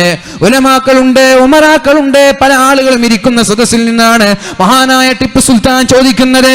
പ്രായപൂർത്തി എത്തിയത് മുതൽ എന്റെ ചെറുപ്പക്കാരോട് പറയാനുള്ളത്, യൗവനത്തിന്റെ ചുറുചുറുപ്പിൽ ഒരുപാട് ദുനിയാവിന്റെ സുഖങ്ങൾ മതിമറന്നുകൊണ്ട് ദുനിയാവിന്റെ പിന്നാലെ പോകുമ്പോൾ എത്ര നിസ്കാരങ്ങൾ നഷ്ടപ്പെട്ടാലും നമ്മൾക്കൊരു വിഷമം വരാറില്ലല്ലോ. പള്ളിയുടെ കമ്മിറ്റി ഭാരവാഹികൾ, രാഷ്ട്രീയ നേതാക്കൾ, ഏത് പാർട്ടിയുമാവട്ടെ, ഏത് സംഘടനയുമാവട്ടെ, അതിന്റെ തലപ്പത്തുള്ള ആളുകൾ സംഘടന പ്രവർത്തനം കാരണം നിസ്കരിക്കാൻ സമയമില്ല എന്ന് പറഞ്ഞ് ഒഴിവ് കഴിവ് പറയുന്ന ആളുകളോടാണ് ഞാൻ പറയുന്നത്. ഇന്ത്യ രാജ്യത്തിന്റെ ഒട്ടുമിക്ക ഭാഗങ്ങളും തന്റെ കീഴിൽ നിരന്തരമായ യുദ്ധങ്ങൾ കൊണ്ടും സമരങ്ങൾ കൊണ്ടും ഇന്ത്യ രാജ്യത്തിന് വേണ്ടി ധീരമായി പോരാടി അവസാനം 49ാമത്തെ വയസ്സിൽ ലോകത്തോട് വിട പറയുമ്പോ തന്റെ സ്വന്തം സുഹൃത്ത് തന്നെ വഞ്ചിച്ചുകൊണ്ട് ബ്രിട്ടീഷുകാർ തന്റെ കോട്ടയിലേക്ക് നുഴഞ്ഞു കയറി വെടിവെച്ച് വാളുകൊണ്ട് വെട്ടിക്കൊല്ലുമ്പോ അവസാനം അദ്ദേഹം അവസാനത്തെ ചക്രശ്വാസം വലിച്ചു എന്നുറപ്പിക്കുന്നത് വരെ അദ്ദേഹത്തിന്റെ സമീപത്തേക്ക് അടുക്കാൻ പോലും ധൈര്യമില്ലാതെ മാറി നിന്നുകൊണ്ട് മഹാനായ ടിപ്പു സുൽത്താൻ വെട്ടേറ്റ് നിലത്ത് കിടക്കുന്ന സമയത്ത് മരിച്ചോ എന്ന് നോക്കാൻ വന്ന ആ ഒരു പട്ടാളക്കാരന്റെ ശരീരത്തിലേക്ക് കിടന്ന കിടപ്പിൽ തന്നെ തന്റെ കൈകൊണ്ട് കയ്യിലുണ്ടായിരുന്ന വാളുകൊണ്ട് 2 കഷ്ണമാക്കി വെട്ടുമാറ്റി. എന്നിട്ട് അവസാനത്തെ ചക്രശ്വാസം വലിച്ചപ്പോ ബ്രിട്ടീഷുകാർ പറഞ്ഞത്, ആജ് ഹിന്ദുസ്ഥാൻ ഹമാരാ ഹേ, ഇന്ന് ഇന്ത്യ എന്റേതാണ്, ഇന്ന് ഇന്ത്യ ഞങ്ങളുടേതാണ്. ബ്രിട്ടീഷുകാർ ടിപ്പു മരിച്ചപ്പോഴാ പറഞ്ഞത്. ടിപ്പുവിന്റെ മരണത്തോടെയാണ് ബ്രിട്ടീഷുകാർ പറഞ്ഞത്, ഇന്ന് ഇന്ത്യ ഞങ്ങളുടേതാണ്. അതുവരെ അവർക്ക് ബ്രിട്ടീഷുകാർക്ക് ധൈര്യമില്ലായിരുന്നു. ഇവിടെ ടിപ്പു സുൽത്താൻ മരിച്ചപ്പോഴാ അവർക്ക് ഇവിടെ ഇന്ത്യ ഞങ്ങൾക്ക് കിട്ടുമെന്ന് ഉറപ്പിച്ചത്. ആ ടിപ്പു സുൽത്താൻ പള്ളി ഉദ്ഘാടന സമയത്ത് ചോദിച്ചു, നിങ്ങൾക്ക് ആരാണ് പ്രായപൂർത്തിയെത്തിയത് മുതൽ ഇന്നേ വരെ ഒരു നിസ്കാരം പോലും ഖളാ ആവാത്തവരല്ല, ജമാഅത്തോടെ അതായി നിസ്കരിച്ച ആളുകൾ ആരാ? നോ വൺ, ആരുമില്ല. ഉലമാക്കളുണ്ട്, ആരുമില്ല. ടിപ്പു സുൽത്താൻ പറഞ്ഞു, എന്നാൽ ഞാനുണ്ട്. എന്റെ ഒരു നിസ്കാരവും ഇന്നേ വരെ ജമാഅത്ത് പോലും നഷ്ടപ്പെട്ടിട്ടില്ല. ആരാണിവർ? വലിയ വലിയ രാജാക്കന്മാരാണ്. നമുക്ക് പള്ളി സെക്രട്ടറി ആയപ്പോൾ നിസ്കാരം ഖളാൻ, KSSFന്റെ സെക്രട്ടറി ആയപ്പോൾ നിസ്കാരം ഖളാൻ, മുസ്ലിം ലീഗിന്റെ MSFന്റെ ഒക്കെ നേതാവായപ്പോൾ നിസ്കാരം ഖളാൻ. അപ്പൊ തലയിൽ തട്ടം വേണ്ട, തട്ടം വേണ്ട, പർദ്ദ വേണ്ട, എന്തൊക്കെയാണ്? പഠിക്കൂ. ഇവിടെ ഇന്ത്യയിൽ ഭരിച്ച മഹാനായ ടിപ്പു സുൽത്താൻ എന്ന് പറയുന്ന വലിയനെ ശംസുൽ ഉലമയുടെ സമീപത്തേക്ക് ഒരാൾ കടന്നു വന്നിട്ട്, മൈസൂരിൽ എനിക്കൊരു എക്സാം ഉണ്ട്, ദുആ ചെയ്യണമെന്ന് പറഞ്ഞപ്പോ, അവിടെ ഓറില്ലേ ടിപ്പു സുൽത്താനില്ലേ, അവിടുത്തെ ഖബറിൽ പോയി സിയാറത്ത് ചെയ്തോളൂ, അവിടെ ചോദിച്ചാൽ മതി, ഇവിടെ ചോദിക്കണ്ട എന്ന് പറഞ്ഞ് ടിപ്പു വലിയാണെന്ന് ലോകത്തോട് പഠിപ്പിച്ച മഹാനായ ശംസുൽ ഉലമ. ആ ശംസുൽ ഉലമയുടെ മക്കളാണ് നമ്മൾ. എൻ്റെ പ്രിയമുള്ള സഹോദരങ്ങളെ, ഇത്ര വലിയ തിരക്കുണ്ടായി, എത്രയോ യുദ്ധങ്ങൾ ദിവസേന ബ്രിട്ടീഷുകാരോട് ഇന്ത്യ രാജ്യത്തിന്റെ സമ്പത്ത് കൊള്ളയടിക്കുന്ന, കട്ടുതിന്നുന്ന എല്ലാ ജമ്മികളോടും യുദ്ധം ചെയ്ത് ഇന്ത്യ രാജ്യത്തിന് വേണ്ടി പോരാടുന്നതിനിടയിലും ഒരു നിസ്കാരം പോലും ജമാഅത്ത് നഷ്ടപ്പെട്ടിട്ടില്ല എന്ന് പറയുമ്പോ എവിടെയൊക്കെ അവരുടെ സ്ഥാനം? എവിടെ? നമ്മളെവിടെ? പഠിക്കണം. ചരിത്രങ്ങൾ ഒരുപാട് പഠിക്കാനുണ്ട്. ഞാൻ എൻ്റെ വാക്കുകൾ ഉപസംഹരിക്കുകയാണ്. അള്ളാഹുവിന്റെ ഹബീബ് പറയാണ്, ഫറാഗക ഖബല ശുഗ്ലിക, നിനക്കൊരു ജോലി തിരക്കൊക്കെ വരാനുണ്ട്, നിനക്കൊരു ജോലി തിരക്കൊക്കെ വരാനുണ്ട്. ഇപ്പൊ നീ ഫ്രീ ആണ്, വലിയൊരു തിരക്ക് വരാനുണ്ട്. അങ്ങനെ ഒരു തിരക്ക് നിനക്ക് വന്നാൽ പിന്നെ അമല് ചെയ്യാനൊന്നും സമയം കിട്ടൂല, അല്ലേ?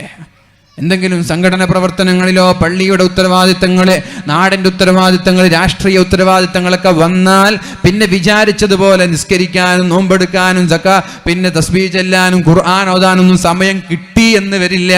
അതുകൊണ്ട് എന്ത് വേണം? അങ്ങനെ ഒരു തിരക്ക് വരുന്നതിന് മുമ്പ് ഇപ്പൊ നീ ഫ്രീ ആണ്.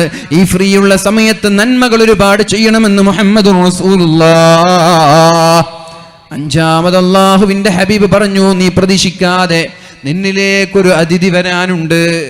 നീ പ്രതീക്ഷിക്കാതെ നിന്നിലേക്കൊരു അതിഥി വരാനുണ്ട്. അതിവിടെ ആരും പ്രതീക്ഷിച്ചിട്ടല്ല വരുന്നത്. നീ എവിടെയായാലും എപ്പോഴായാലും അറിയാതെ നിന്നിലേക്ക് കടന്നു വരുന്ന ആ അതിഥി ഹയാതക ഖബ്ല മൗതിക, നിന്റെ മരണം വരുന്നതിന് മുമ്പേ, എപ്പോഴാണ് മരിക്കുക എന്ന് പറയാൻ പറ്റൂല. ഉംറ കഴിഞ്ഞ് മക്കയിൽ നിന്ന് തന്റെ ജോലി സ്ഥലത്തേക്ക് ഒരു 27 വയസ്സുകാരനായ കാസർഗോട്ടുകാരനായ ചെറുപ്പക്കാരൻ കാറിലൂടെ സഞ്ചരിച്ചു വരുമ്പോഴാണ് കാറിന്റെ നിയന്ത്രണം വിട്ട് കാറ് മറിഞ്ഞു, പിന്നെയും മറിഞ്ഞു. എന്നിട്ട് ഒരു ചെറുപ്പക്കാരൻ മരിച്ചു, മറ്റു ചെറുപ്പക്കാരൻ ഒരു പരിക്ക് പോലുമില്ല. ഒരു ചെറുപ്പക്കാരൻ മരിച്ചു, മറ്റു ചെറുപ്പക്കാരന് ചെറിയ നിസ്സാരമായ പരിക്ക്. ഈ അടുത്ത് 1 മാസം പോലായിട്ടില്ല, കാസർഗോഡ് വെമ്പ്രാണ സ്വദേശിയാൻ. അല്ലാഹു മഗ്ഫിറത്ത് നൽകട്ടെ, അല്ലാഹു മഗ്ഫിറത്ത് നൽകട്ടെ, അല്ലാഹു പുറത്തു കൊടുക്കട്ടെ, പെട്ടെന്നുള്ള മരണങ്ങളിൽ നിന്ന് അല്ലാഹു രക്ഷപ്പെടുത്തട്ടെ. ചോദിക്കുന്നത് അത് കുഴപ്പമില്ല, ഉംറ കഴിഞ്ഞ് മടങ്ങി വരുന്ന സമയമാണ്, നല്ല സമയമാണ്. ഹറാമിൽ മരിച്ചാൽ എന്താണ് നമ്മുടെ അവസ്ഥ? തന്റെ കാമുകിയെയും കൂട്ടി കണ്ണൂർ ജില്ലയിൽ നിന്ന് വയനാട് ചുരത്തിലൂടെ ഇറങ്ങുമ്പോഴാണ് ഒരു ചെറുപ്പക്കാരൻ ഈ അടുത്ത ലോറിയിൽ തട്ടി മരിച്ചു വീഴുന്നത്. ഒരു MP ലോറിയിൽ, ഒരു പാണ്ഡ്യ ലോറിക്ക് തട്ടി മരിച്ചു വീഴുന്നത് ഒരു ചെറുപ്പക്കാരൻ. പിന്നിലുള്ളത് ഒരു അമുസ്ലിം ചെറുപ്പക്കാരെ. കാമുകിയെയും കൂട്ടി കണ്ണൂരിൽ നിന്ന് വയനാടിലേക്ക് പോയി, എന്നിട്ട് ചുരം കയറി ഇറങ്ങുന്നതിനിടയിൽ മരിക്കുമ്പോ അല്ലാഹുവേ പുറത്തു കൊടുക്കണേ റബ്ബേ, അല്ലാഹുവേ നീ മാപ്പ് നൽകണേ അല്ലാഹുവേ, ഇങ്ങനെയുള്ള മരണങ്ങളിൽ നിന്ന് ഞങ്ങളെ കാക്കണേ റബ്ബേ. എവിടെയാണ് മരിക്കുക എന്ന് പറയാൻ പറ്റൂല. സിനിമാ തിയേറ്ററിലായിരിക്കുക, സിനിമ കാണുമ്പോഴായിരിക്കുക, കള്ളു കുടിച്ചിട്ടായിരിക്കുക, വ്യഭിചരിച്ചു കൊണ്ടിരിക്കുക ഒരാൾ മരിച്ച സംഭവം എനിക്കറിയാം. നമ്മുടെ ഈ കേരളത്തിൽ, നമ്മുടെ ഈ തൊട്ടടുത്ത ജില്ലയിൽ വ്യഭിചരിച്ചു കൊണ്ടിരിക്കുക 2-3 പെണ്ണുങ്ങളെ ഫ്ലാറ്റിലേക്ക് വിളിച്ചു കൊണ്ടുവന്ന് പെണ്ണുങ്ങളുമായി ശൃംഗരിക്കുമ്പോഴാണ് ഒരാൾ മരിച്ചു പോകുന്നത്. വലിയ മുതലാളിയാണ്. അല്ലാഹു കാക്കട്ടെ, അങ്ങനൊരു മരണം നമ്മളിലേക്ക് കടന്നു വരുന്നതിന് മുമ്പേ ഇൻഷാ അല്ലാഹ് നമ്മൾക്കെല്ലാം നന്മ ചെയ്യാൻ കഴിയണം. അല്ലാഹു തൗഫീഖ് ചെയ്യട്ടെ. അപ്പൊ 5 കാര്യമാണ് പറഞ്ഞത്. 1, നിനക്ക് വാർദ്ധക്യം വരുന്നതിന് മുമ്പേ നിന്റെ യുവത്വം നീ സൂക്ഷിക്കണം. ഇപ്പോൾ നീ യുവാവാണ്, 15 വയസ്സ് മുതൽ 40 വയസ്സ് വരെ നീ യുവാവാണ്. വാർദ്ധക്യം അതേപോലെ 40 വയസ്സ് മുതൽ 60 വയസ്സ് വരെ മധ്യവയസ്കരാണ്. 60 കഴിഞ്ഞാലാണ് വാർദ്ധക്യം എന്ന് പറയുന്നത്. അപ്പൊ 60 വരെ നിനക്ക് സമയമുണ്ട്, നീ നന്നായി നന്മ ചെയ്യണം. വാർദ്ധക്യം വന്നാൽ പിന്നെ നന്മ ചെയ്യാൻ കഴിഞ്ഞു എന്ന് വരൂല. 2ാമത് പറഞ്ഞത് സിഹ്ഹതക ഖബ്ല മറളിക, നിനക്ക് രോഗമില്ല, ഇപ്പൊ എല്ലാവർക്കും നല്ല ആഫിയത്തുണ്ട്. ഷുഗർ ഉണ്ടെങ്കിലും കുഴപ്പമില്ല, ആരോഗ്യമുണ്ട്. ഇനി ഷുഗർ വന്നിട്ട് കാല് തരിച്ചിട്ട് കാല് നിലത്ത് വെച്ചിട്ടുണ്ടോ ഇല്ലേ എന്നറിയാൻ കഴിയാത്തൊരവസ്ഥ വരാനുണ്ട്. ചെരുപ്പിട്ടിട്ട് ബെഡിലേക്ക് കയറി ചെരുപ്പടക്കം ബെഡിലിരുന്നാലും ഞാൻ ചെരുപ്പിട്ട് എന്നറിയാത്തൊരു കാലം വരാനുണ്ട്. കാല് തരിച്ചിട്ട് ചെരുപ്പിട്ടാലും ഇല്ലേലും അറിയൂല, ഇഞ്ചക്ഷൻ വെച്ചാലും ഇല്ലേലും അറിയൂല, വേദന വന്നാലും ഇല്ലേലും അറിയൂല. ഷുഗർ ബാധിച്ചിട്ടാണ് ഖുതുബ ഓതിക്കൊണ്ടിരിക്കുക ഒരു ഉസ്താദിന്റെ കണ്ണിന്റെ കാഴ്ച ശക്തി പോയത്. ലേസർ അടിച്ചു, പല ചികിത്സകളും നോക്കി, കണ്ണിൽ നിന്ന് രക്തം വാർന്നൊഴിച്ചു എന്നല്ലാതെ ശിഫ ലഭിച്ചില്ല. അല്ലാഹു ശിഫ നൽകട്ടെ. എന്റെ മനസ്സിൽ എത്രയോ ആളുകളുടെ മുഖങ്ങൾ ഓടി വരുന്നു. പടച്ച റബ്ബേ, എല്ലാവർക്കും ശിഫ നൽകണേ അല്ലാ, എല്ലാവർക്കും ശിഫ നൽകണേ അല്ലാ. 2ാമത് പറഞ്ഞത് രോഗം വരുന്നതിന് മുമ്പ് നിന്റെ ആരോഗ്യത്തെ നീ നന്മയ്ക്ക് വേണ്ടി ഉപയോഗിക്കണേ. 3ാമത് പറഞ്ഞത് ദാരിദ്ര്യം വരുന്നതിന് മുമ്പ് നിന്റെ ഐശ്വര്യത്തെ നീ നന്മയ്ക്ക് വേണ്ടി ഉപയോഗിക്കണേ. ദാരിദ്ര്യം വന്നാൽ പിന്നെ നിനക്കും നിന്റെ മക്കൾക്കും ഭക്ഷണം തേടി കൊടുക്കാൻ ഓടിച്ചാടി നടക്കുന്നതിനിടയിൽ നന്മ ചെയ്യാൻ കഴിഞ്ഞു എന്ന് വരൂല.